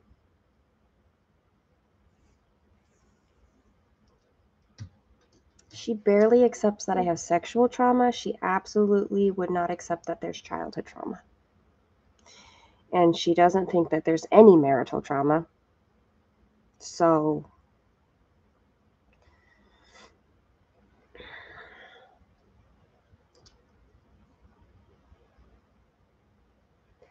I'm working on it. Jen, if this is a therapy session, I like this kind of therapy session. I did go see a counselor once, and it kind of put me off trying to find another one, because he kind of dismissed everything that I was saying, and I was like, this doesn't make sense to me. He had his own agenda.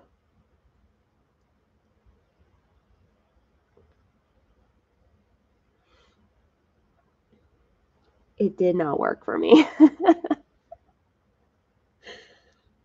My mom lives 7 hours away, and it's still too close.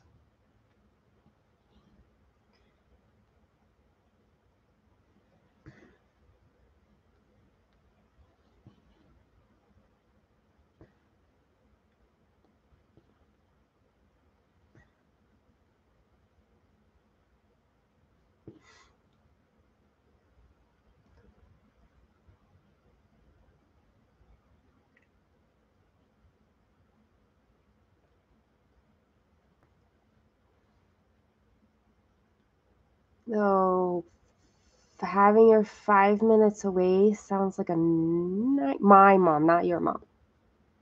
Having her.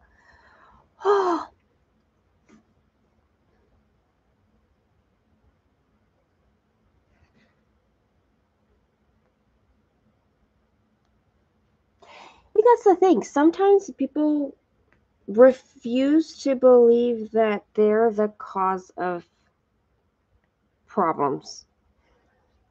And that is where boundaries come in, and I understand that, but that doesn't make it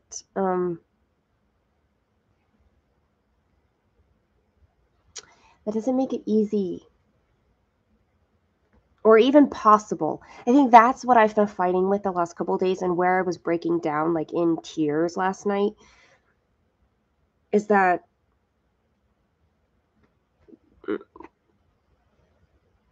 it doesn't yet feel possible for me.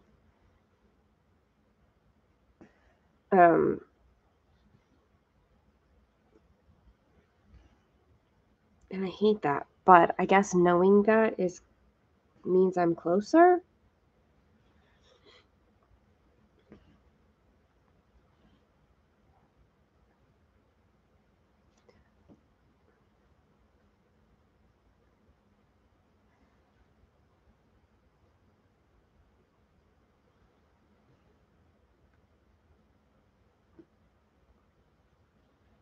I do think we have a lot of benefit from the science that we know now.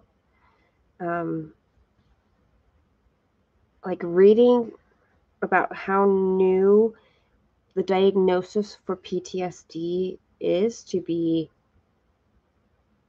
like acknowledged professionally really helps frame that.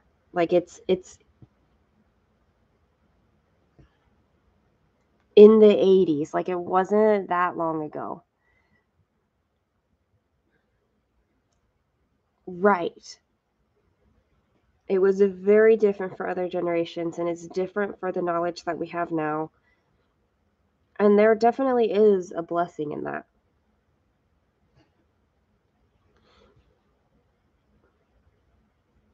But there are people in older generations who have who aren't stuck in it. You know, people in their like 50s and 60s and older who understand that what they went through, what they knew, their experience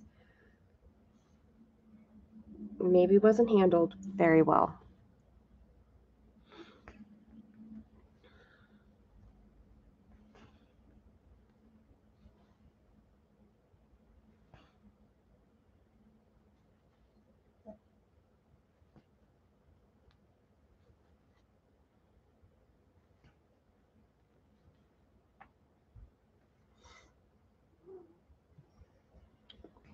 Hey, don't knock my stand, please.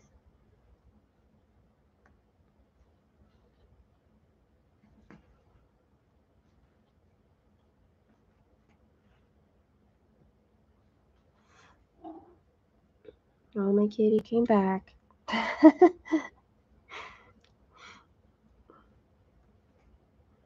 She's just trying to say hi, and now I have cat hair everywhere. Thank you. Thank you so much. Is everyone ready for Christmas? Like, legit ready?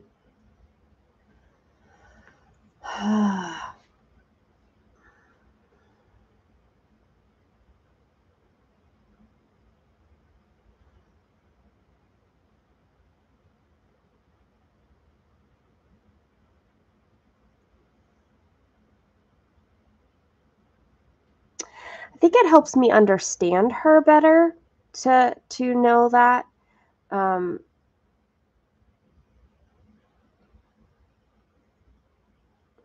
to, you know,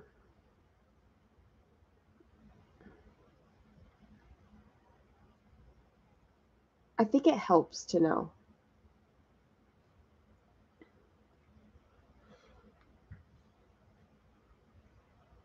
But it is hard when there's no accountability for it.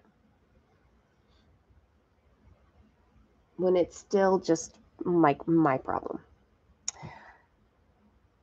Jessica's ready. She's got everything wrapped.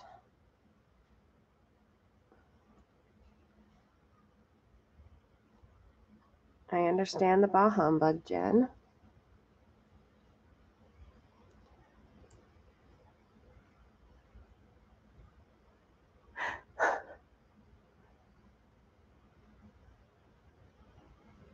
Cookie baking. Jessica, you're on top of it. I finally did a little bit of shopping yesterday out of kind of necessity. It's very hard for me to think ahead right now. Like I can really, my brain is only handling like the next thing.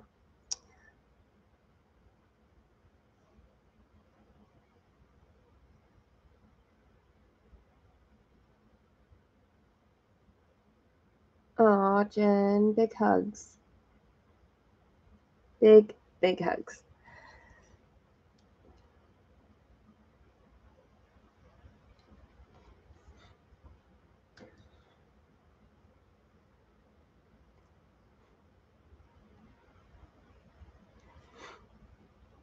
I still have some shopping to do. And I haven't wrapped anything.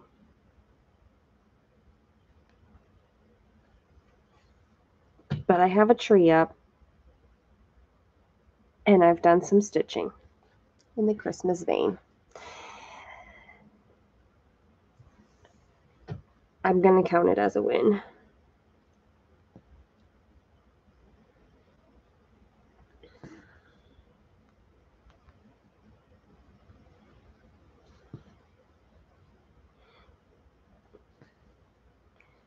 Kaylin's going to be with me on Christmas, and I asked her yesterday, like, what should we eat? I should probably think about it. We decided on doing something with chicken. But that's as far as we've gotten. So now I need to think about something like a nice chicken meal.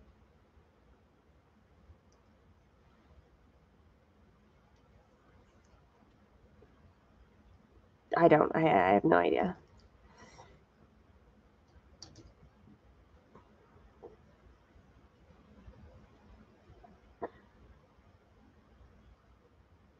I have really been liking the Christmas movies. I'm going to be honest about that.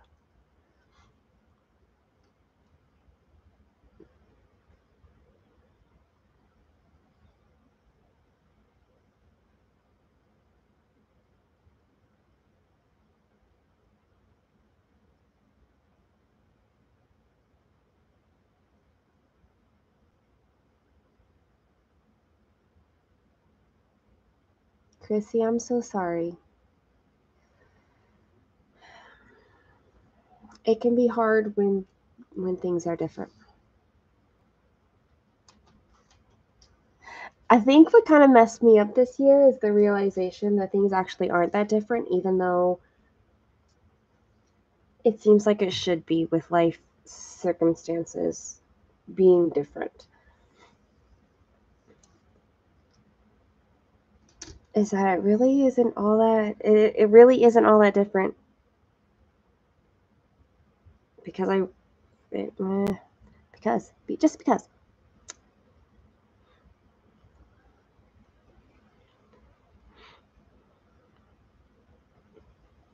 I think the Christmas movies thing has been my way of saying things will be different in a good way. Because I've been moving forward, because I have been a lot of things.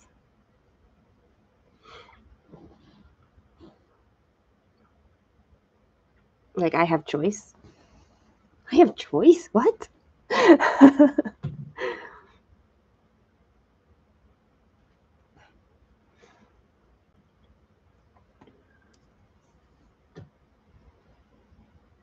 Last year my tree didn't go up until like Christmas Eve. Maybe 2 days before Christmas. But that was last year, so I do get that.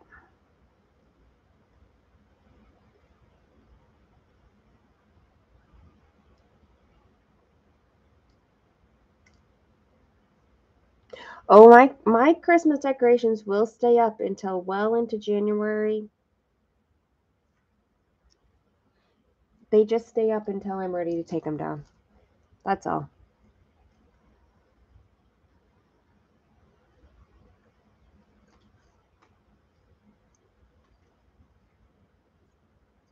You'll do your best, Chrissy. That you will.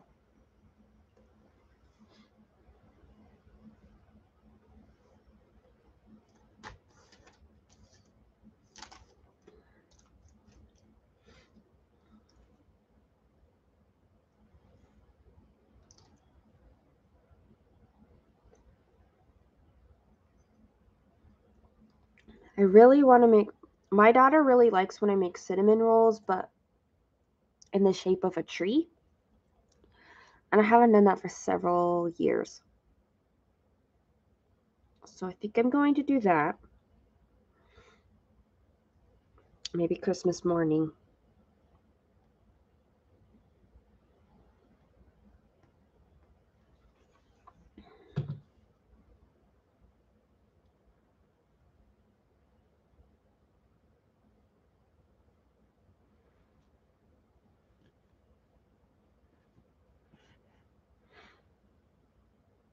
Christmas doesn't have to look like one way. Or even be a thing at all.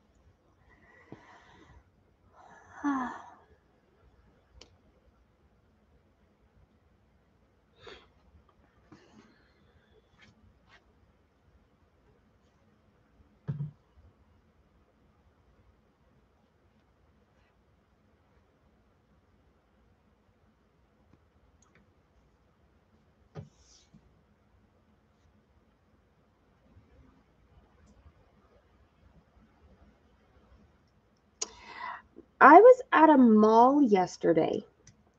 It was during the day.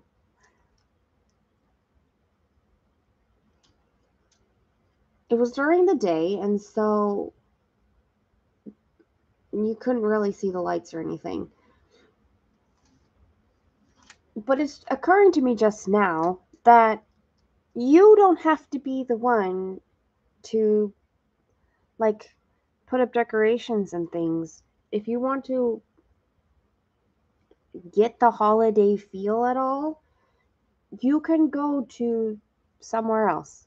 Go to the holiday movies, or go to see the lights that other people have up. Go to the mall. There's other ways to celebrate the holiday season.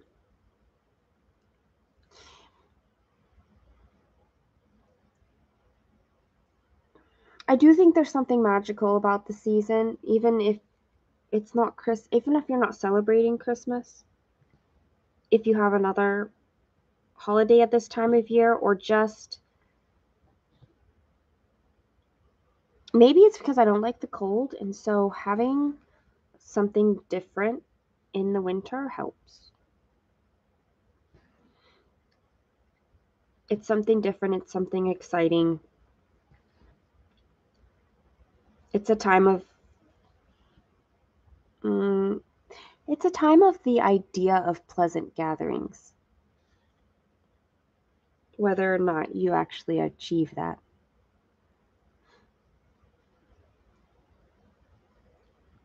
I love it. You can still enjoy the decorations through your family members.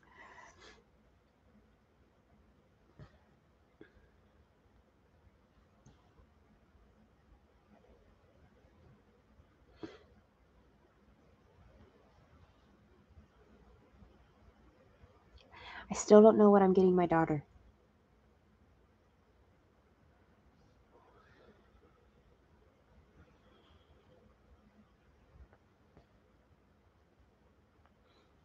And I probably should be careful because sometimes she pops on these lives from her dad's house. So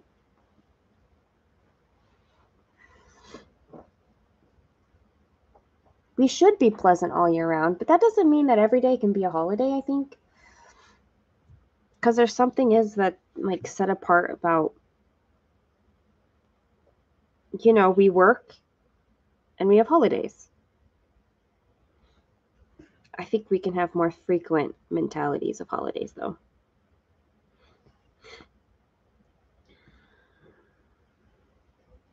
The gathering part.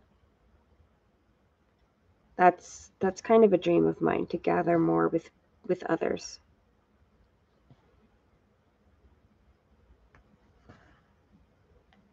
something I was kind of prevented from being able to do for a long time.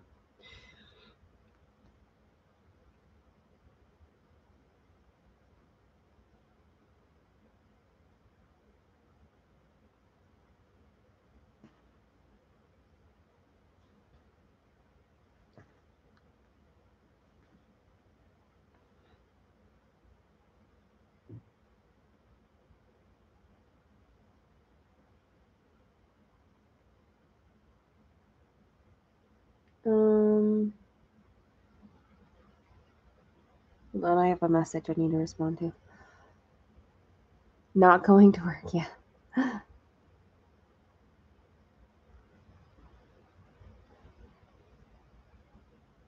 Oh, I love that.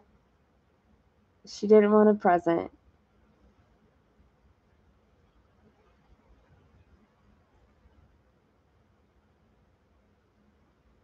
Yeah, just spread it out. Spread it throughout the year.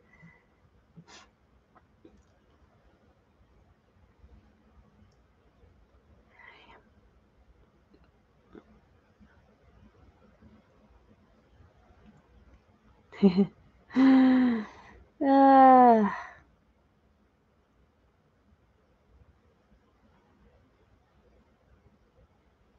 yeah, there's a lot of things that I'm like, I have the choice on doing now. It's great. Um,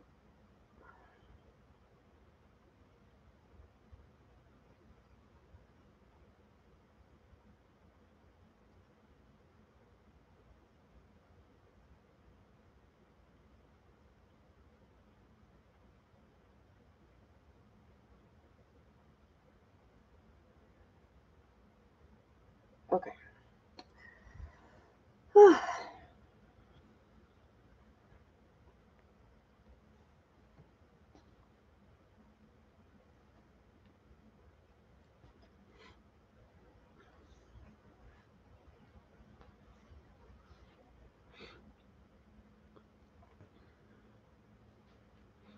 I just need a stitch, though.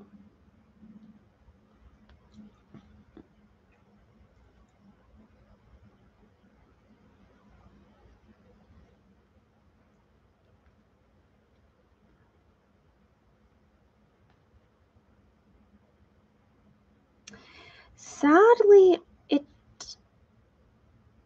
wouldn't. It has in the. How do I say this? I can be a strong person. But I'm also not, I feel like, at times.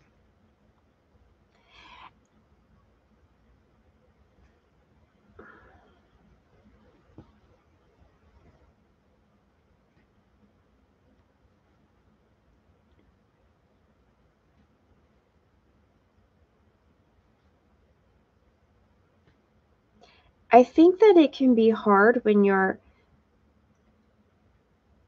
in constant contact with somebody.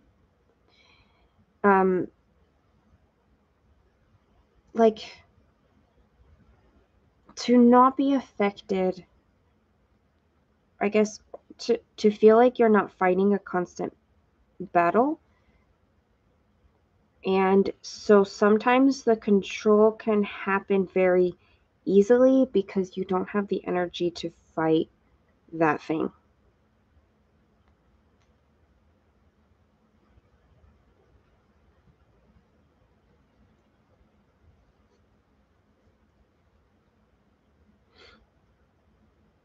Energy lady, that's a good point. Strength can show in different ways. I do like the sentiment that those who go through trauma are really strong because of what they've endured. I don't know what I'm doing here. My thread is like...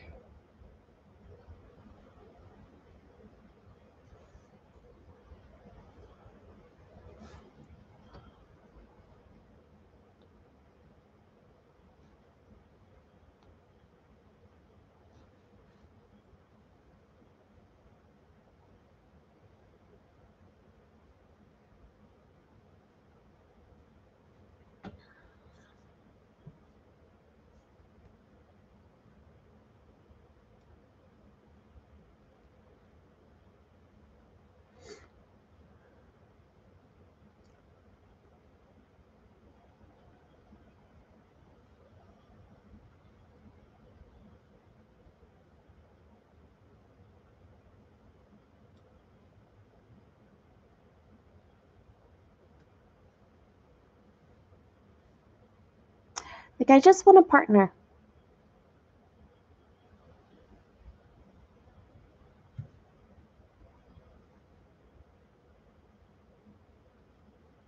Like, that's really what I want, is I want somebody to work with me and that I can work with.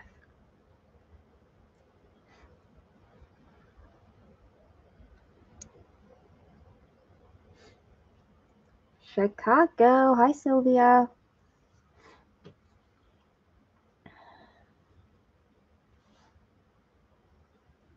Ugh. Where am I at? 361 stitches. I should definitely be further along for being 2 hours in. There hasn't been that much confetti. I've just been talking.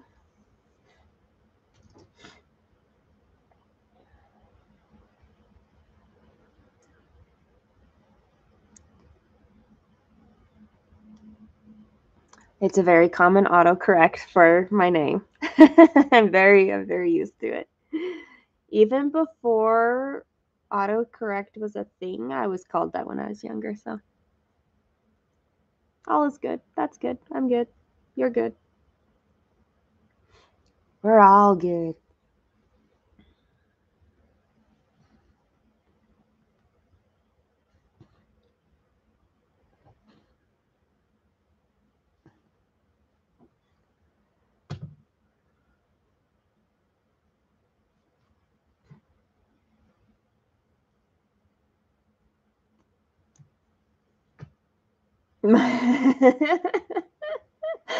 Oh, you're cracking me up, Jen.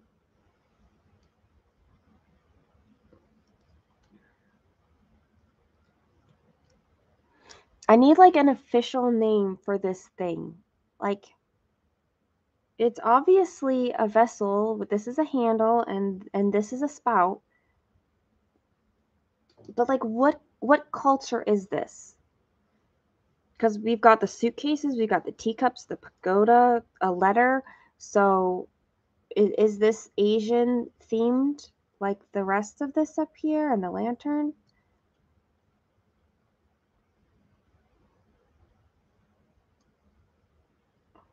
I don't know these things.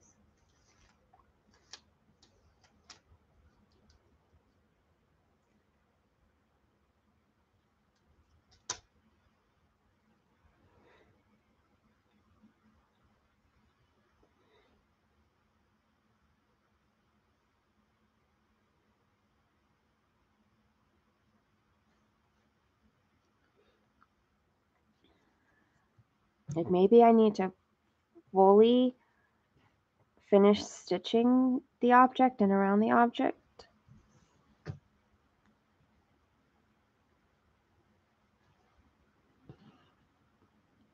Maybe I need to look up what like oil decanters kind of are.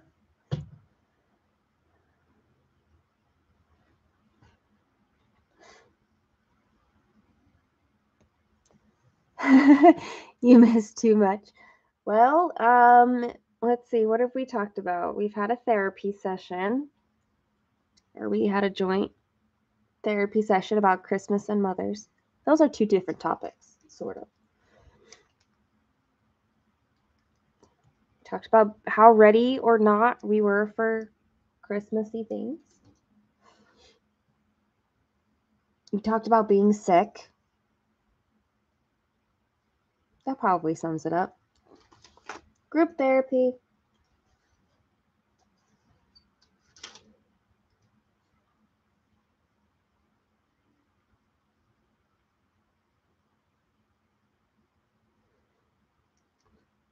Maybe that's what I need, is group therapy sessions instead of like singular therapy session. Singular? What is that? Self? One-on-one. Why can't I think of words?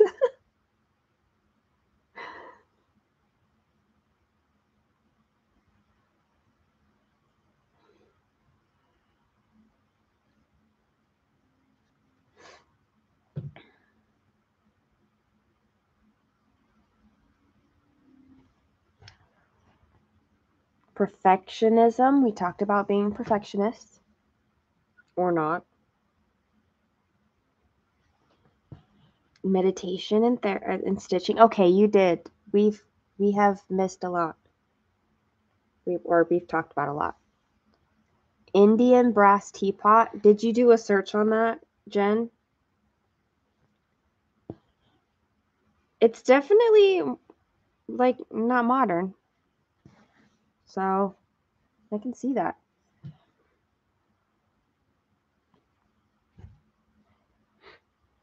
I didn't know teapots ever were like this shape. Because it's got like this really tall section. So that, well, now we know. An antique Indian brass teapot. I like it.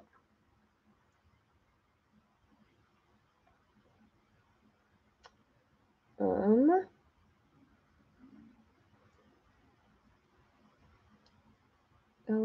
no, come back here.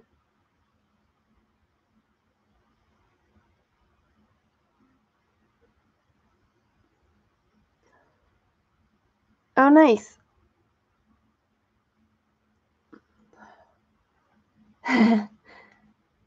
It could have been a hookah. Knowing Amy Stewart, it could have been.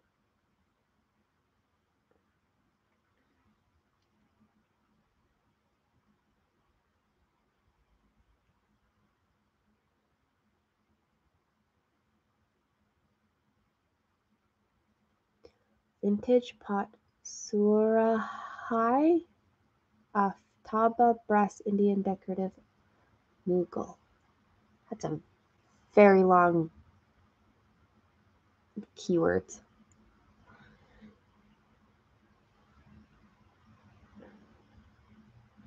But now we know what it is. Good.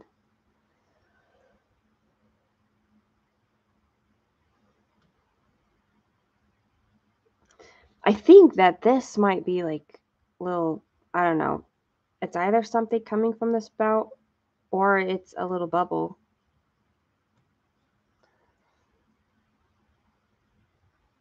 I don't know enough about hookahs.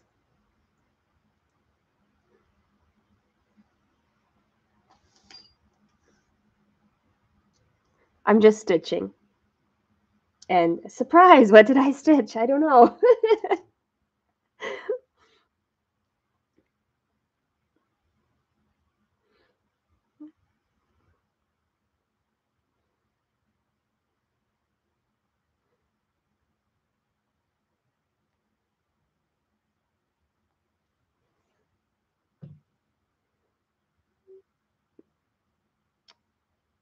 Ooh, of the exact teapot. Well, nice.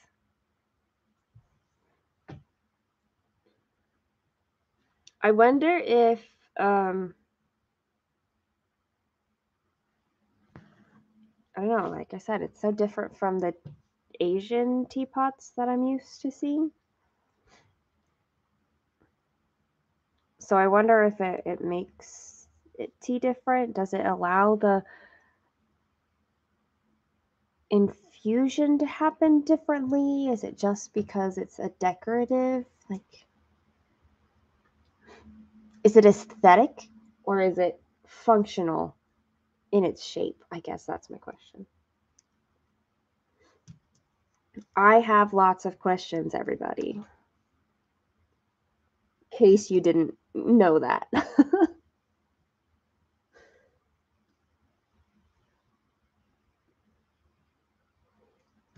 And most of them go unanswered because, which is okay.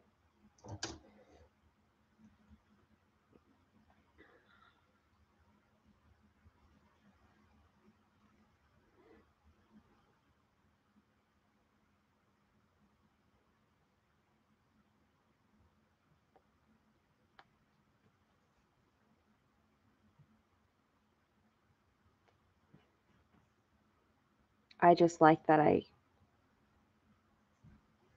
ask the questions, I think, more than anything.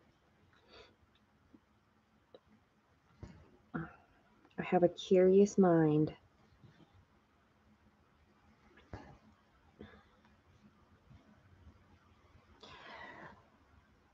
Hey, I said that without reading your comment. That's very funny to me. It's a jinx moment.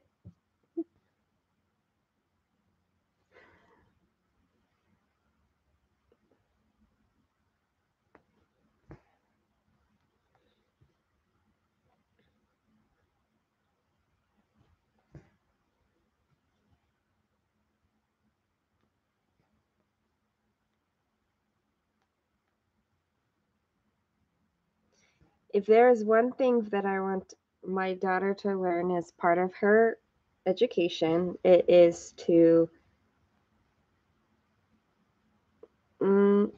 be curious, to find things interesting. Things and people.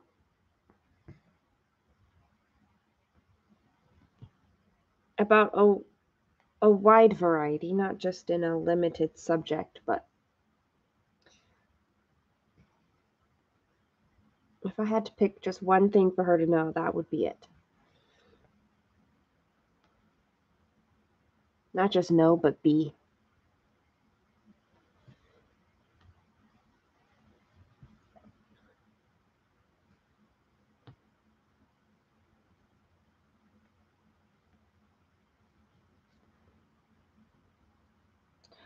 Okay, we talked about Christmas, but I have a question about like the New Year's. So, how are do you set New Year's resolutions? Do you like take that time to take stock of like what you've done in the last year and where you want to go? Like, how do you treat a new year?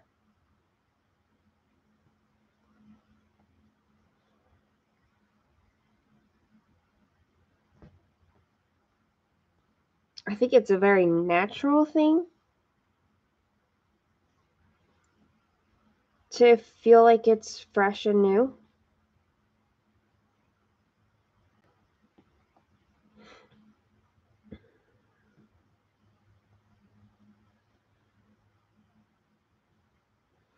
And how does that play out like for you, if it does at all?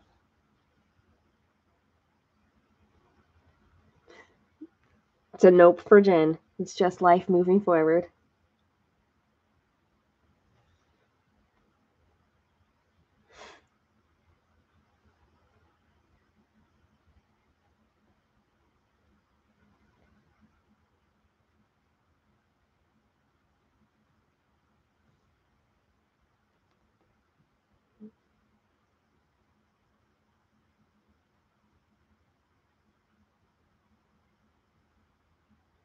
I I too am introspective.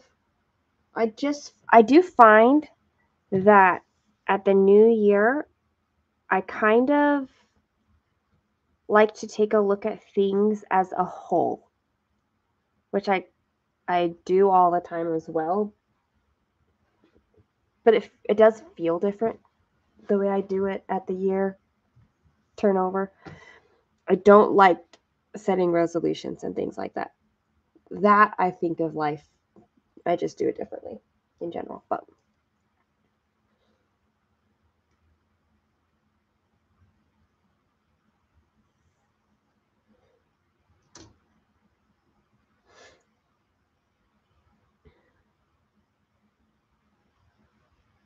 I think it's because a lot of things get tracked by the year.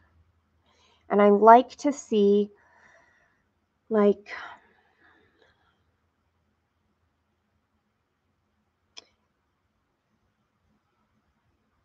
I don't know, you look at a day by day, and then you can look at weeklies and monthly and then yearly. I'm being extra. Thank you.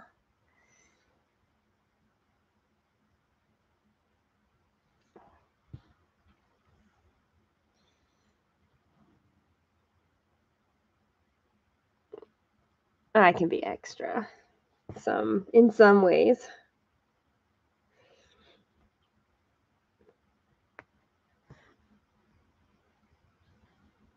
I think I just like to see, like, okay, how was this year? It's a very definite time for me to very deliberately think extra instead of the normal extra.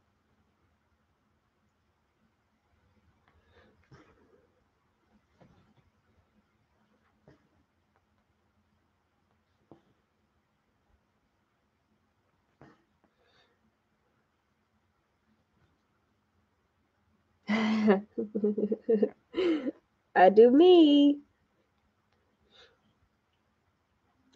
Um, some of you may or may not have seen in my Instagram stories.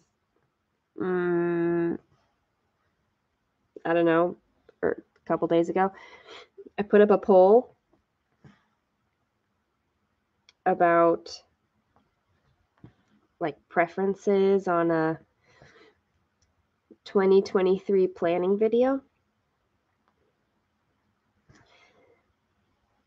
and whether it was like keep it stitching focus or think of all the things. And I put the option of like, you know, do whatever, do whatever you want. The results of that were very, very sweet.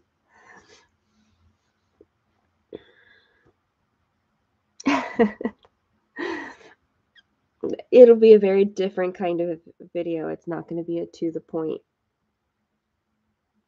I have everything decided video. That's for certain.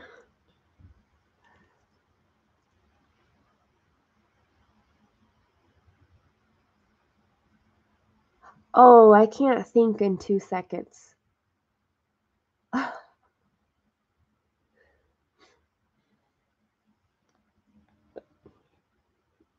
I definitely think a lot.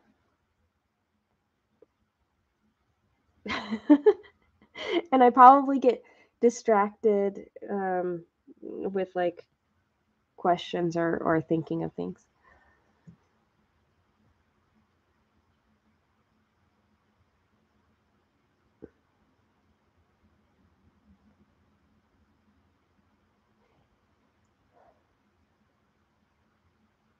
Hold on, let me overthink this.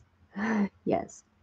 Um yeah, I think that probably describes it very well. Like, I like to look back on the year, see what I did, see what affected those things, and kind of see what I anticipate for the year coming up. Like, how might my life change? And how might I, like, what should my expectations kind of be? I don't like surprises very well. Well, I like nice surprises, but I have a lot of bad surprise experiences, so let me overthink this. Not only do I overthink, but now it's like coming out of my mouth.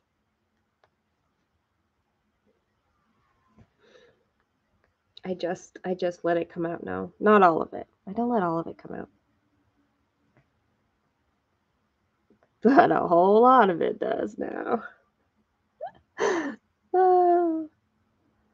Change the year when writing the date, Christy? Yes. Or last night somebody said something about 2024 and we all realized like she just totally skipped a year ahead. Even further than we should.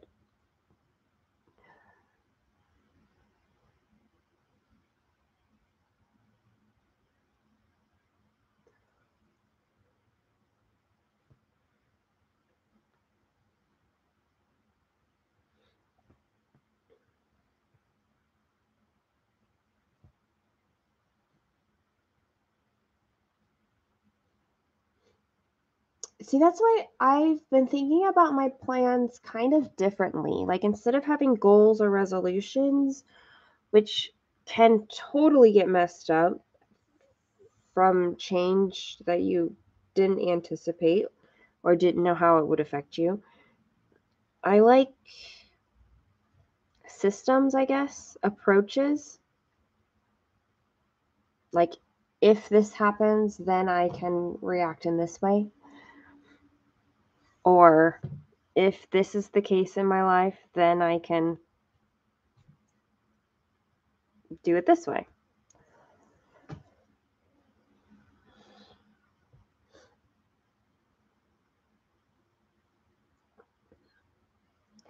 I don't like to think of my thinking as overthinking. I do like to think of it as a lot of thinking, because I think a lot, but I'm not usually just like spinning my mental wheels, if that makes sense. It's usually productive in some way.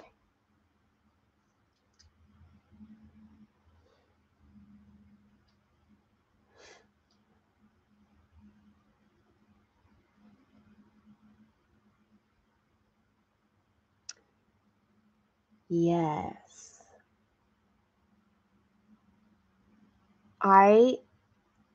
I've heard that too. And that has really helped me a lot over the last year, I think. Is that sometimes you do need to look in the past without living there. And I think you need to look a little bit out in the future, but you can't live there either. You can only live in like right now.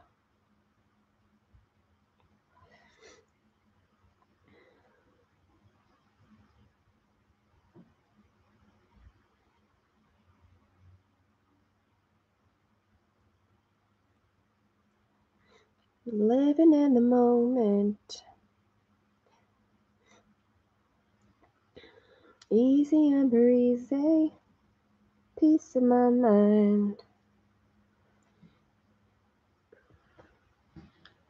Peace in my heart. Peace in my soul. That song's perfect for right now. Wherever I'm going, I know I'll be home. Living in the moment.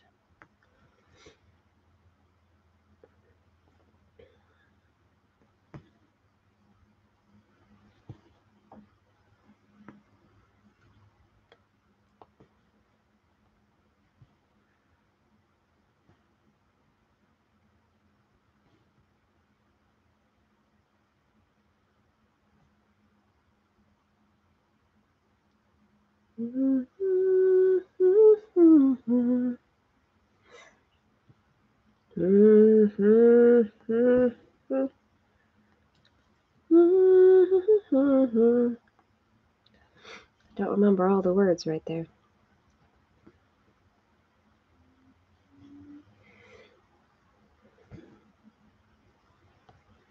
I was denying.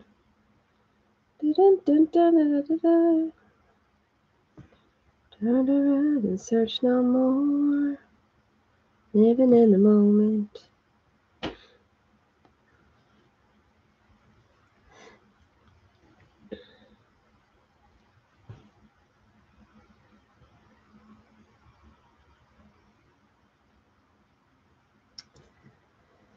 Bum-ba-da.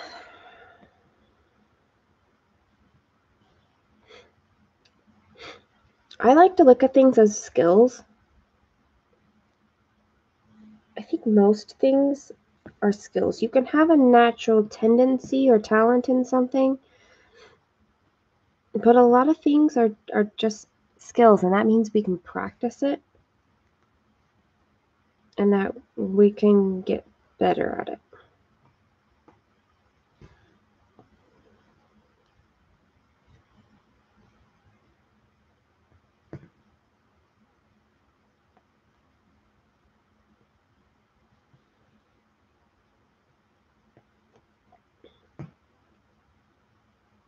Goodness, what's going on with my floss?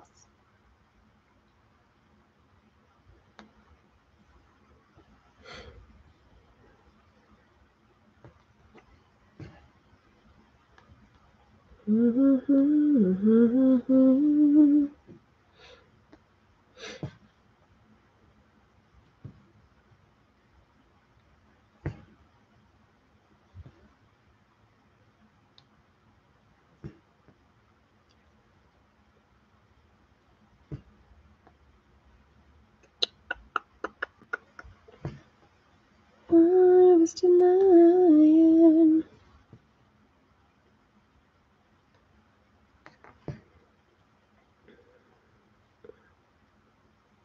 I keep kind of losing my place. Where am I? Right? Not there.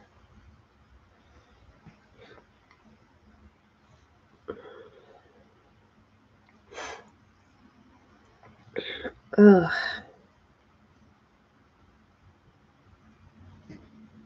The sun will come out tomorrow. It's coming out right now. Yesterday was so rainy. And I'm very happy for the sun right now.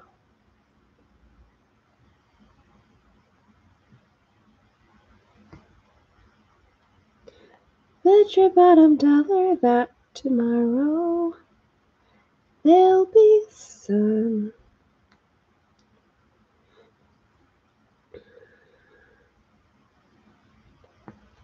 The day that's gray and lonely, I just stick out my chin and grin and say, oh.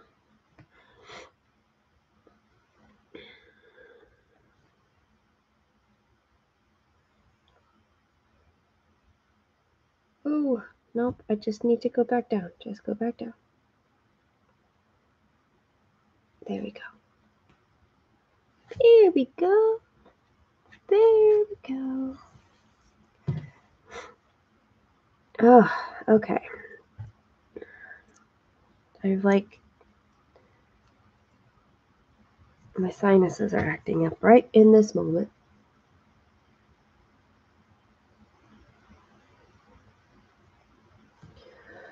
Bum, ba, ba, da, da, da, da.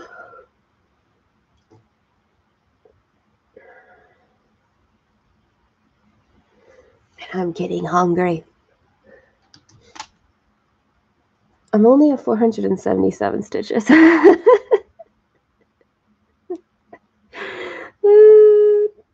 That's okay. That's okay.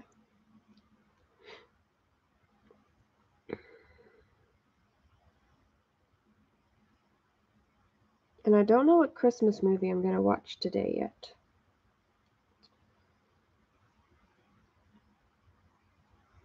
What I've been doing is when it's time to watch one, I sit down and I just kind of look at what's suggested and find one that strikes my fancy for some whatever reason. Like I watched one because it had Carrie Elwes in it. And last night I watched one that it had Maggie Smith in it.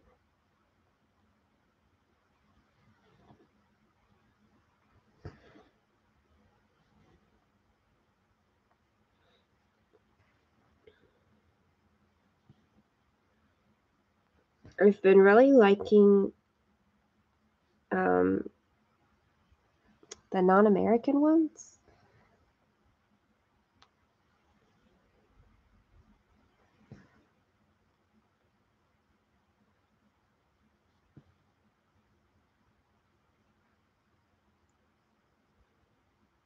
I like that it has a different focus, a different aesthetic, and sometimes a different language.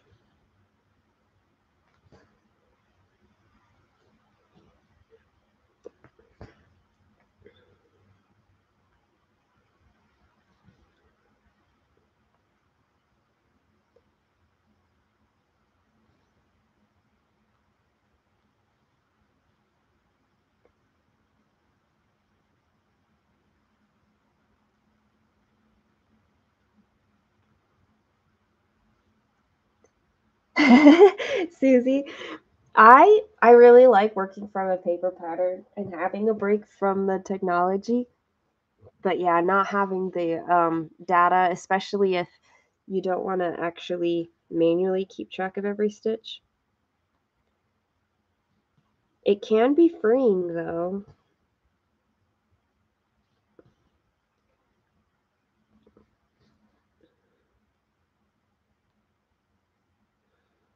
Another reason I take pictures all the time. Instagram really is my stitching journal. Like, that's why I did that.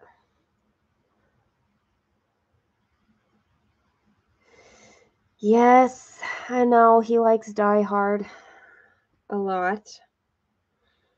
I have another friend who likes Die Hard as a Christmas movie. I've never watched Die Hard.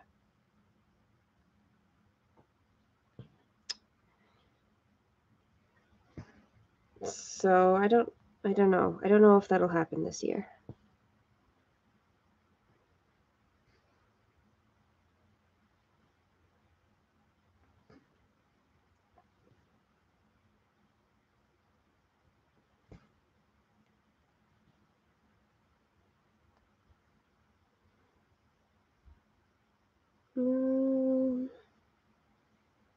This one.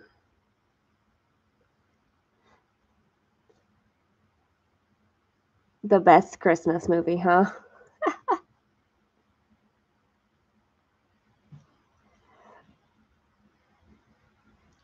Well, here I am publicly stating I've never watched it, and I don't know when or if I will.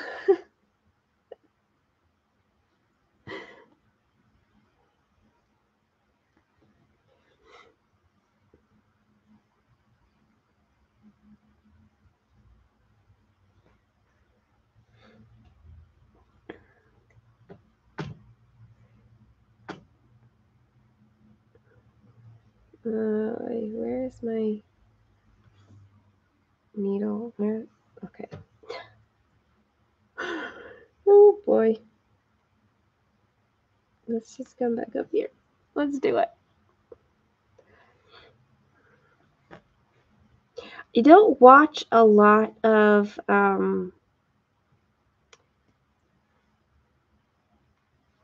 R-rated movies. I find that they tend to stress my nervous system out more than I like it to be.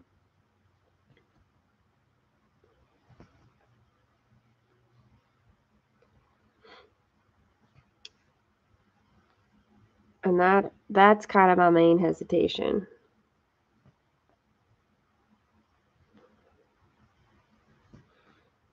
So I don't not that PG-13 movies are safe all the time for me either.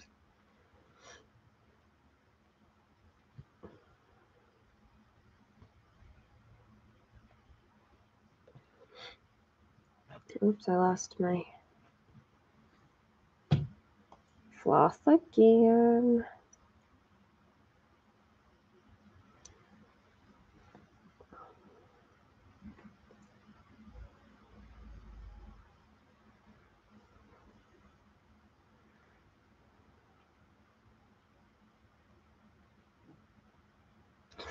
One of my sisters recommended a movie and I watched it. But like it wasn't oozing the holiday feel like I was wanting it to. And like it wasn't until the last like 20 minutes that it finally was like, oh hey, and it's Christmas Eve. And so I have another sister who recommended a different movie.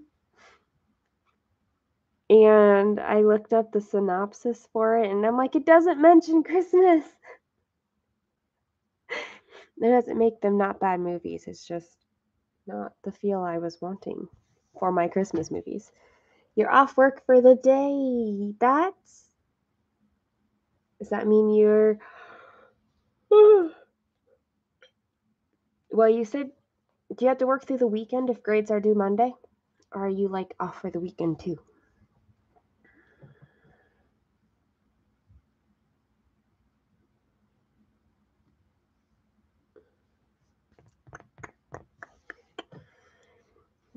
What am I stitching? Let's do this color.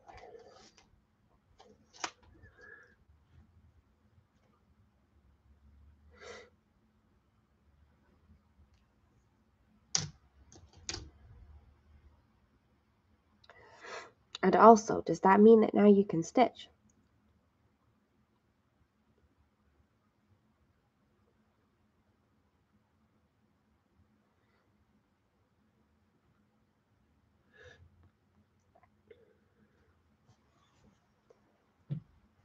I still have grading. Semesters and you got that.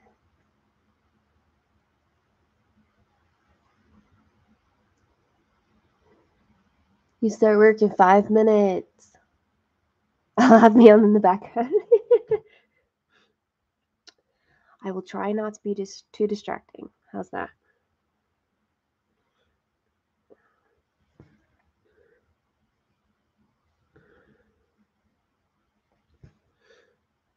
It shouldn't take me too much longer.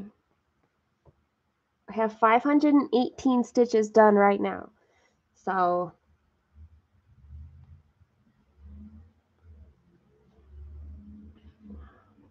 we're getting down to the end of today's stitching.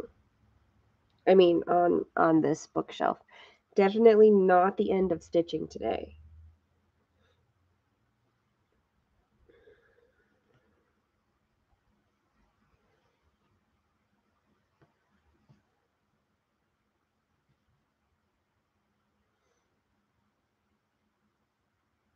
I have some things I definitely should make sure I do today.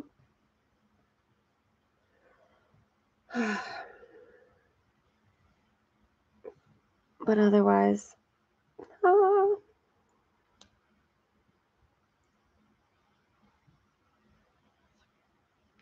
I'm just gonna stitch 1, 2, 3. Okay, 5. 1, 2, 3, 4, 5.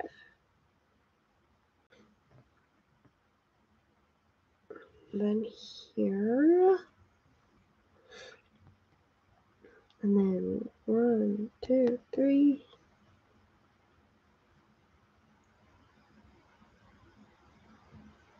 Oh, it's a 9.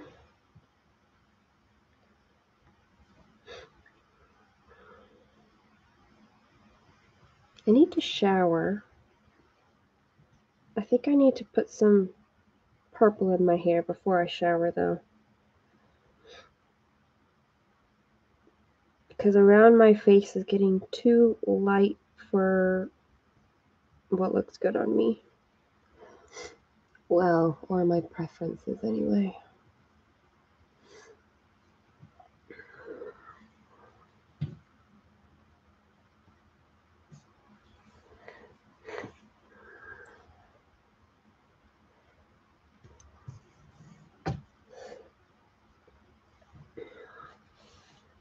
Luckily, I have enough like easy foods. I don't have to really do any like cooking.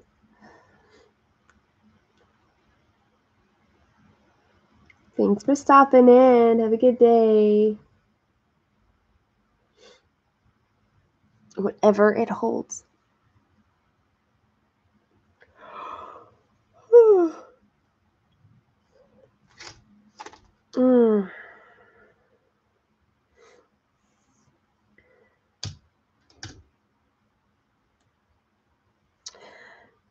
I have to mop my kitchen floor because I got a muddy puppy last night, and my daughter, who had caused said muddy puppy, did not actually clean the floors like she was supposed to. And so now I need to clean it because now she's not here until Sunday night.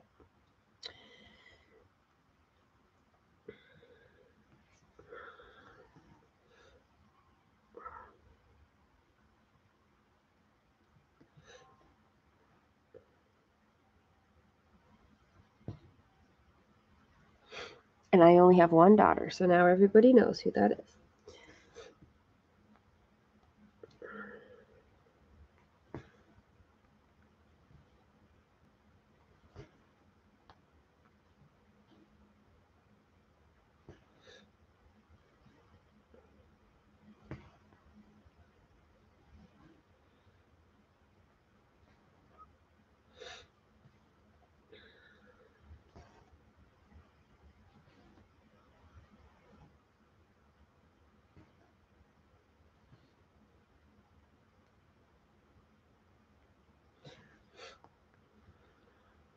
I think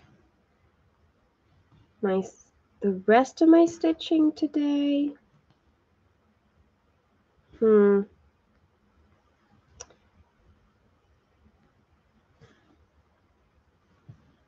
gonna do another month on my temperature library. I think I'm down on September. So I'll do September.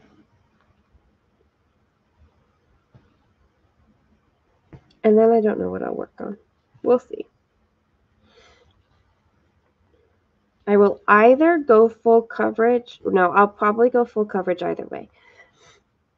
But it'll either be Queen of the Night, which is a couple thousand away from being at 30%, or I will get to Father Christmas, which needs about 4,000 more stitches to meet my yearly goal. I think it'll be one of those two.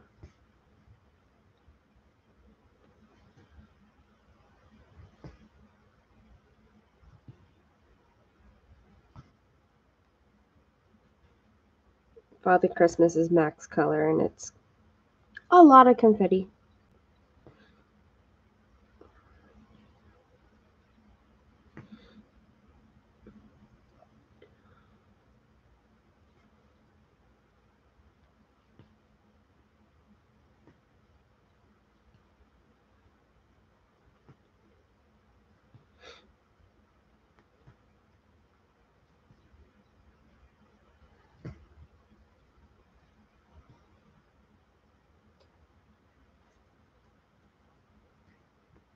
I don't know what else I need to do. I probably need to do, like, empty the dishwasher.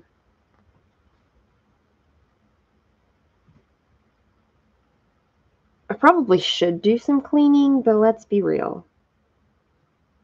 I'm probably not going to.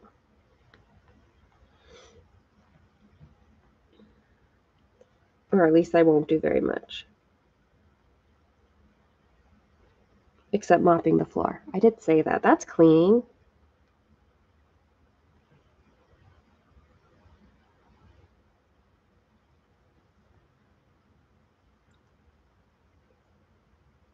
I can feel accomplished if I do that.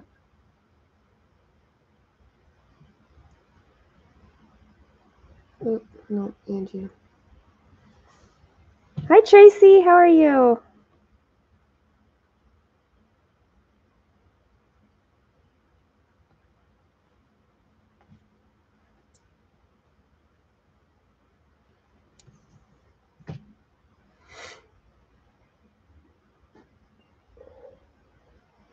I think I need to finish filling this in.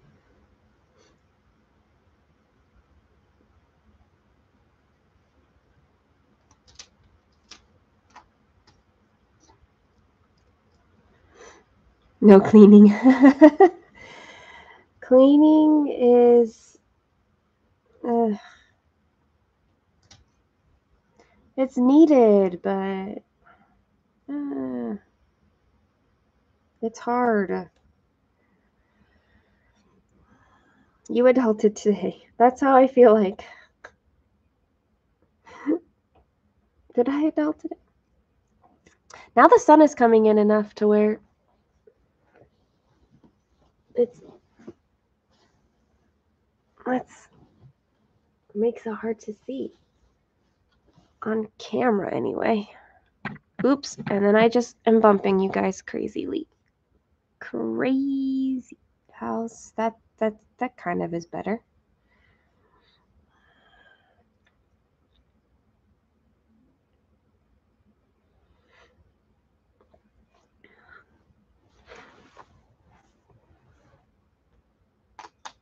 Like this section, like look how far down it is now.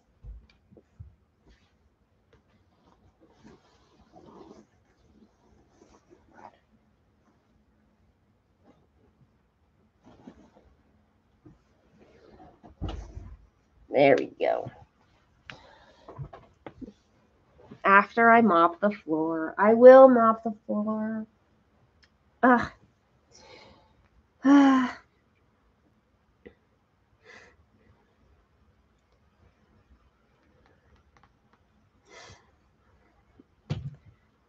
At least it's limited. I only need to do the kitchen.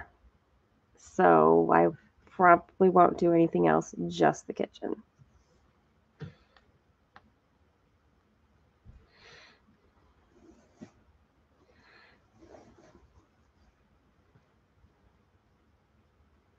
Bye, Susie.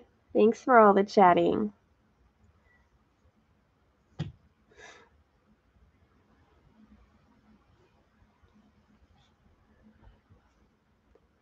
Where are my scissors? Over there.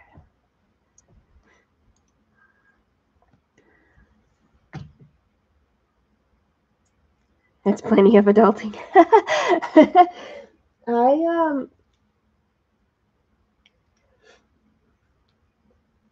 Like Fridays really have become like the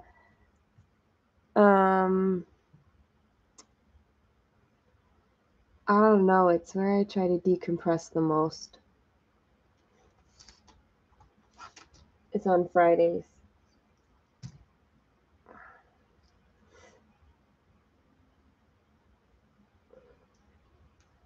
Life, I don't know. I need it. And I need a lot of time. Sometimes I feel like I'm high maintenance, but that's only because it's very new to me to acknowledge that I have needs that have gone unmet for years. Surprise! So now that I'm actually admitting that I have needs, I feel so extra. Cleaning the kitchen is fun, listening to Foster music. Sometimes I listen to an audiobook when I need to clean. Sometimes music or any sound is hard.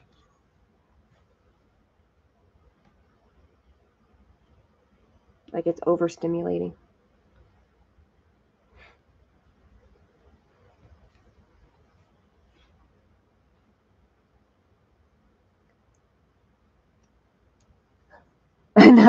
Another free therapy session. Oh man. I think these group therapy sessions have been working, don't you, Jen? It's not the first one we've had.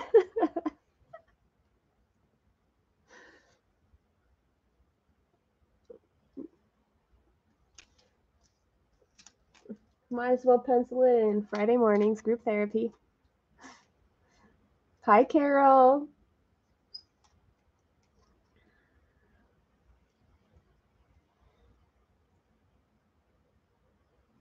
If I can figure it out, I don't think I have anything tomorrow evening.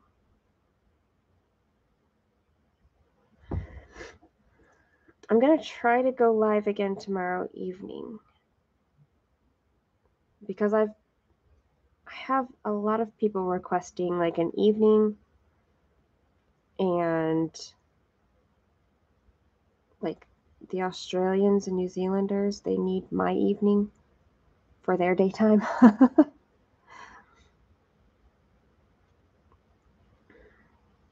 So I think I might try that, is do another live tomorrow.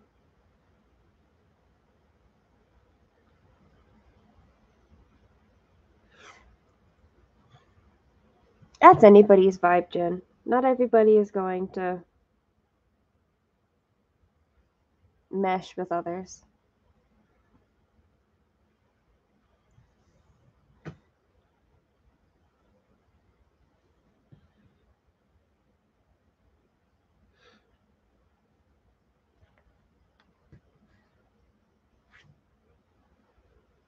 Oh, would tomorrow evening work for you too, Tracy? I think that'll work. I'm Eastern time. So let's see. I don't know what time I would do though. If I do 7 o'clock my time, that is 4 o'clock Pacific time.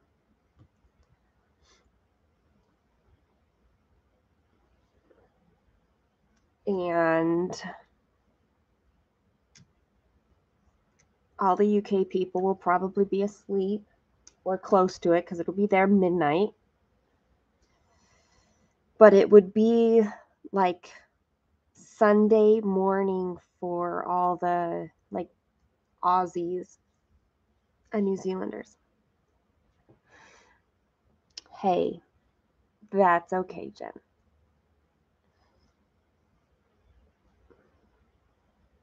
He needs his time too. Okay, I don't want to work up there anymore.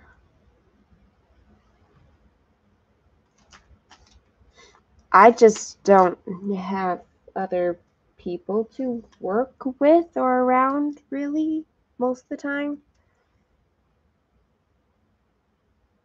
On the weekends anyway.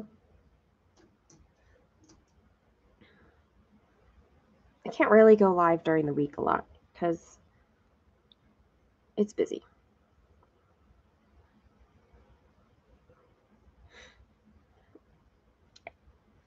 And I definitely get distracted while stitching and talking to everybody.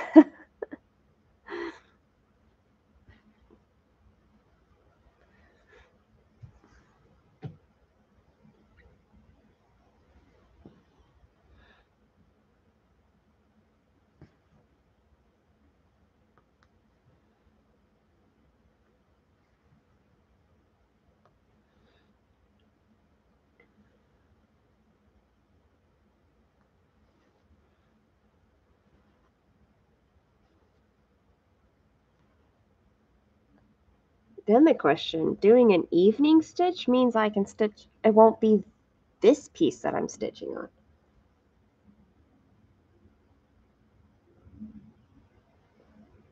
It'll be something different. That could be exciting.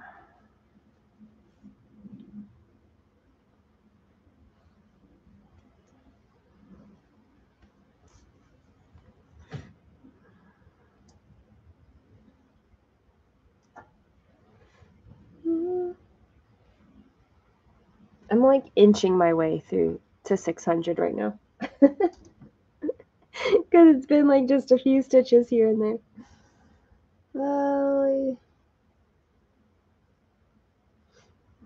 I want to see this part of the teapot filled in because that's kind of the last bit of the teapot.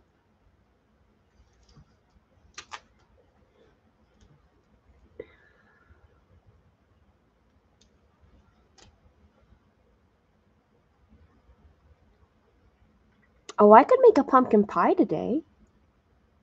I have all the stuff for pumpkin pie. It's even homemade pumpkin puree from a pumpkin that I didn't home grow it, but it was homegrown and it was huge. And I cut it all up and froze it.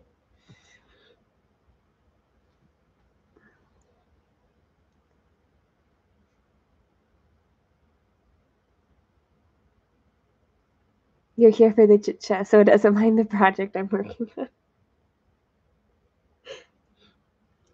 I'm glad that people don't mind whatever project it is. It's just been treasure hunt book for so many times. But it is what I work on every day.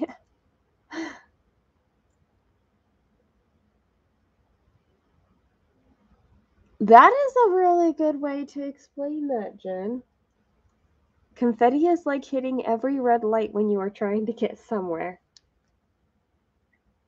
Yes, especially when it's right at the, I don't know. Sometimes I don't mind confetti. Actually, yeah, sometimes I don't mind it. I mind it if it's like every single stitch. When all 600 stitches are confetti stitches, which was like this area or this area or these flowers. Amy Stewart bookshelf flowers are no joke.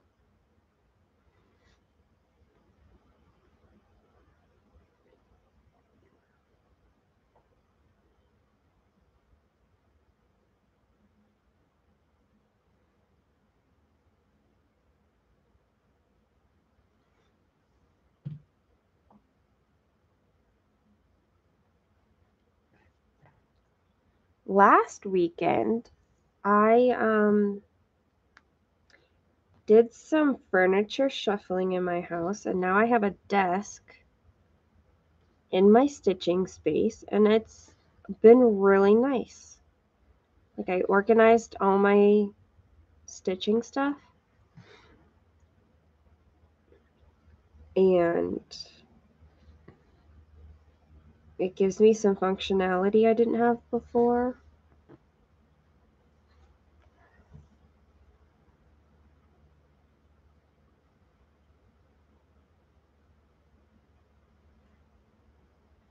Hi, Delaney.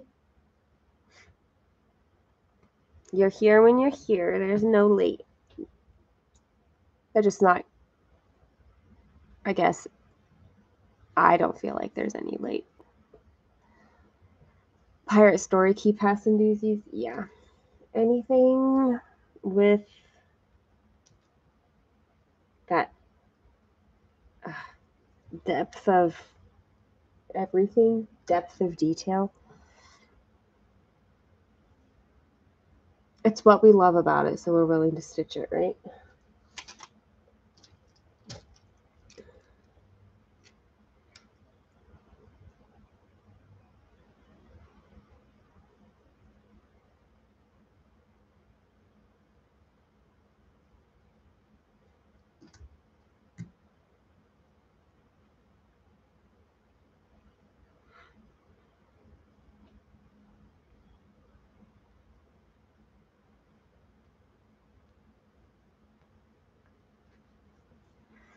Mm-hmm. Mm-hmm.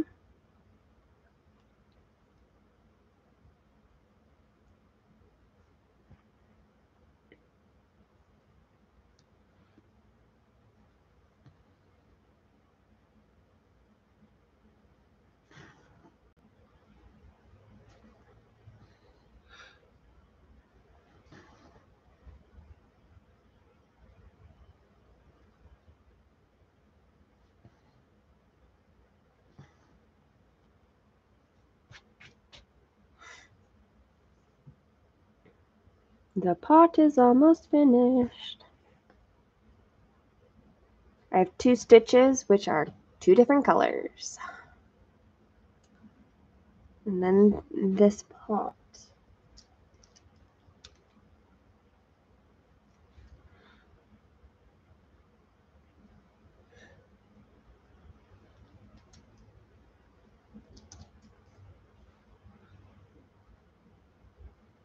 Okay, I have another question about this teapot. What's the lid part? If this is a handle, is the lid higher than the handle? How do you use this? How do you use this teapot?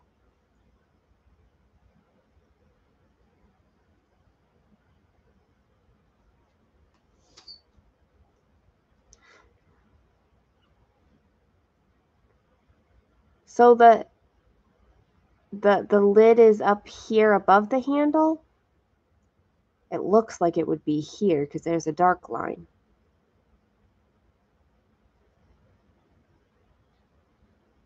I guess the stitching isn't showing it.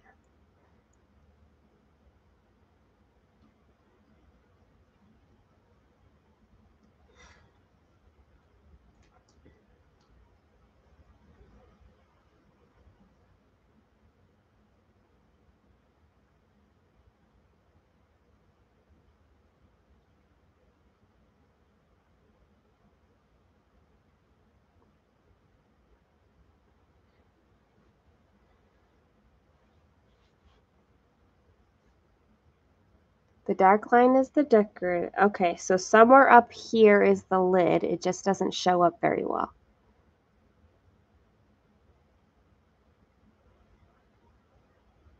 All right. Hi, Ima. Ima? Is it Ima? Or Ema?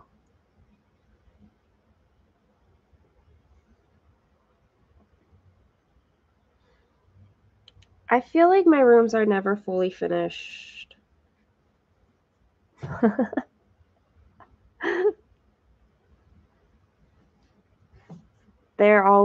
They're fluid depending on if I want to try something out or I need a different functionality.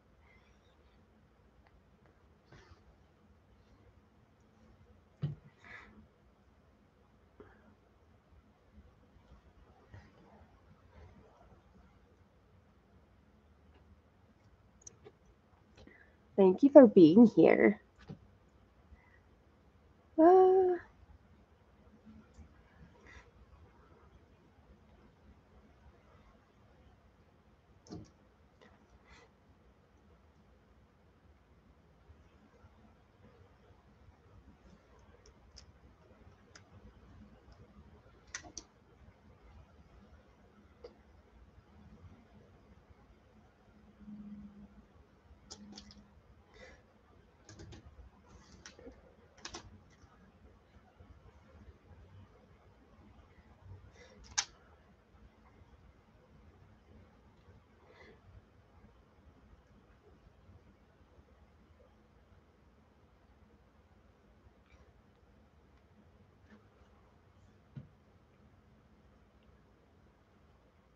Almost done the teapot.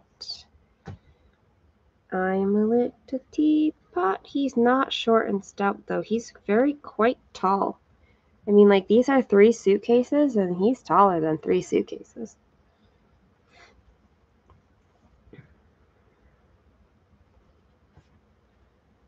Here is my handle. Here is my spout. He's finished. I don't know what makes him a he, but he just became a he. When I'll get all steamed up, hear me shout. Tip me over and pour me out.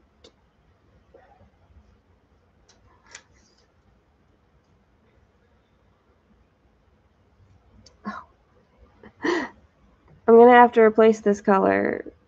I just pulled the last one off of it.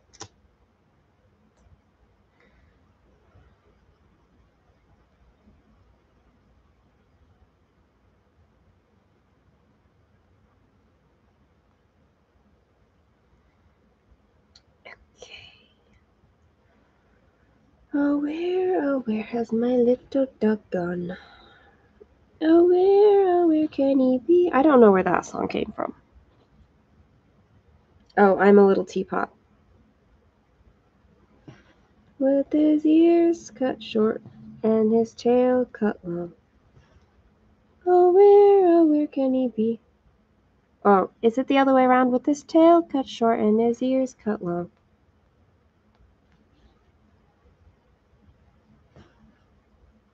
Which makes a little bit more sense. Maybe. Oh, where can he be?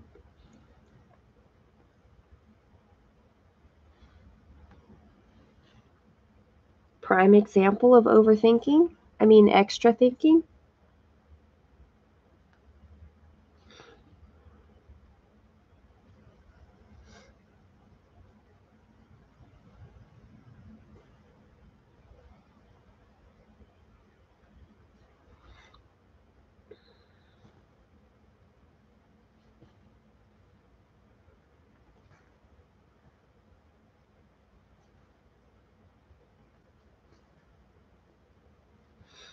One, two.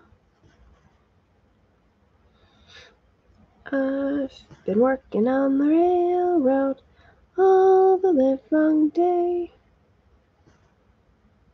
Maybe I should be singing Christmas songs.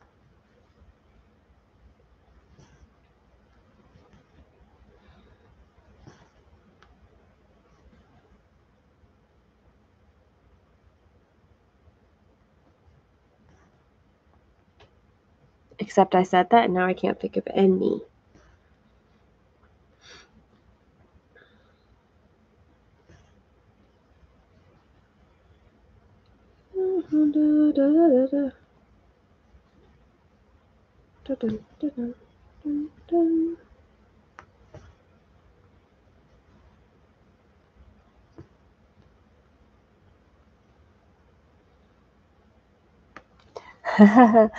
What's your least favorite Christmas songs? Like the ones that really bug you. I've got a few.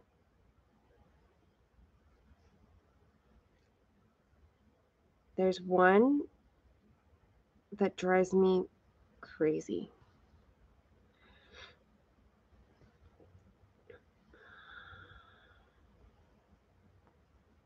I think it's the Beach Boys. And it's because they take the same melody from one of their other songs and then they put it into Christmas. And for some reason, I can't stand it.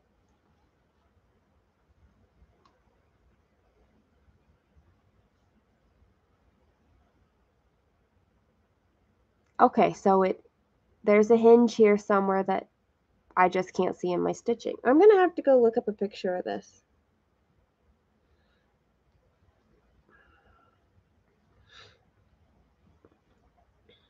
For as much detail as I get in this Max color thing, you still miss some details. Oh, so you have actually like seen it in person. Do you still have it?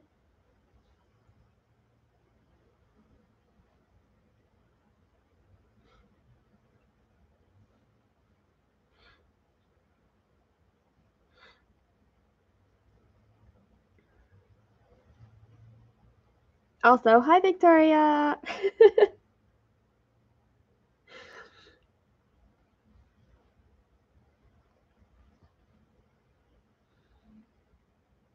No, they split the thread. I don't like that.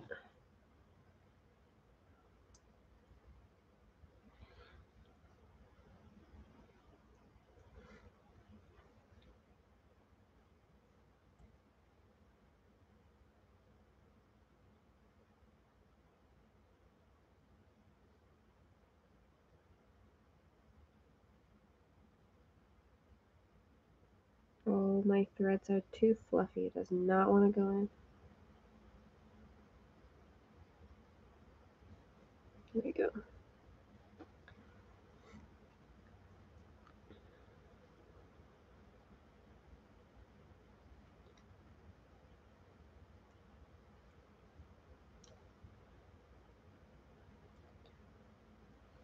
$525,600 minutes. 525,000 journeys through the land. That's not Christmas either. Hey, look! 635 stitches! Hey, you know it! Rent! Yes. I mean, that might be one of the more iconic songs from Rent, but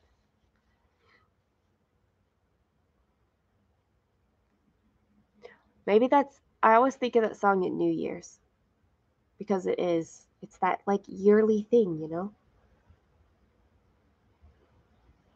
So it may not be a Christmas song, but it is like kind of seasonally appropriate. The other thing is I have a trip next month that is in Santa Fe. So I keep thinking, let's open up a restaurant in Santa Fe. Sunny Santa Fe would be nice. Let's open up a restaurant in Santa Fe. Leave this to the roaches and mice. I've never actually seen the movie. I've only listened to it a lot growing up. That is true. A lot of it does happen at that time of year, so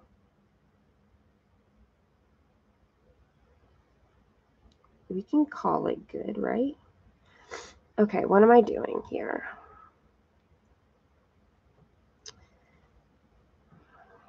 Look how far we made down. We got through all of this today.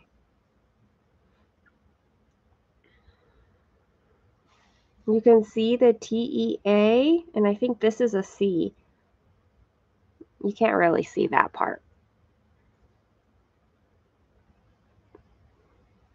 The lighting is either like more direct or less direct, but the traveling teacup.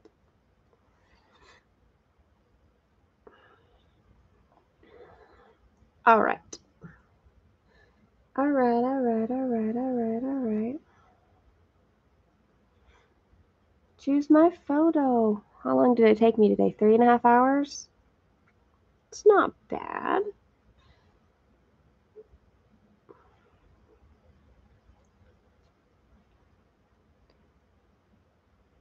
$635. Look, the next milestone I'm looking forward to. So this tells you how many stitches to go, and I'm looking forward to it being 300,000. I've got like 20,000 to go here, so not there yet.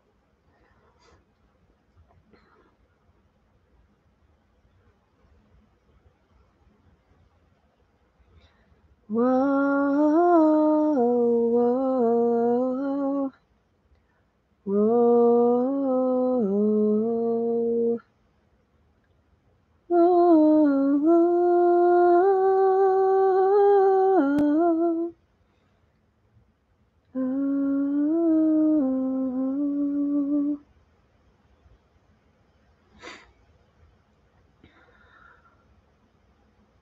Oh, it looks so good, guys.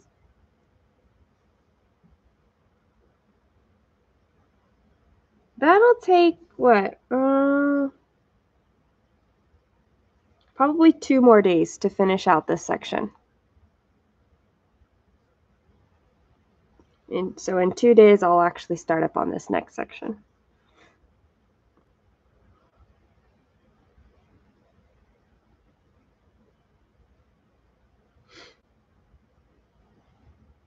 Yep. That's exciting.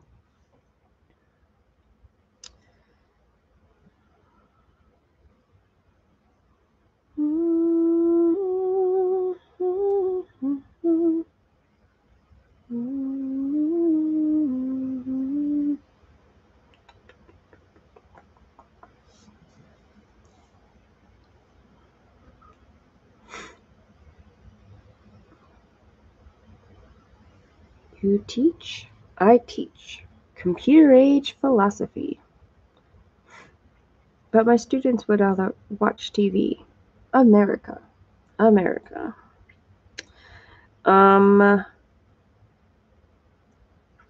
Yep. Never seen the movie, but I know all the music. Okay, friends. I need to caption this. I will caption this in a second. But thank you all for joining me, whether you have been here the whole time or not.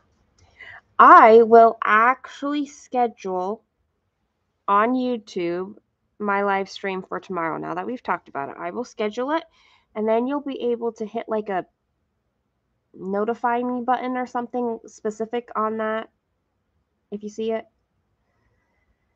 so that you know if you're able to come. So we'll do that. Thank you all. Thank you for coming and having therapy with me. I will talk to you all later. Much love. Mwah, mwah. Kisses.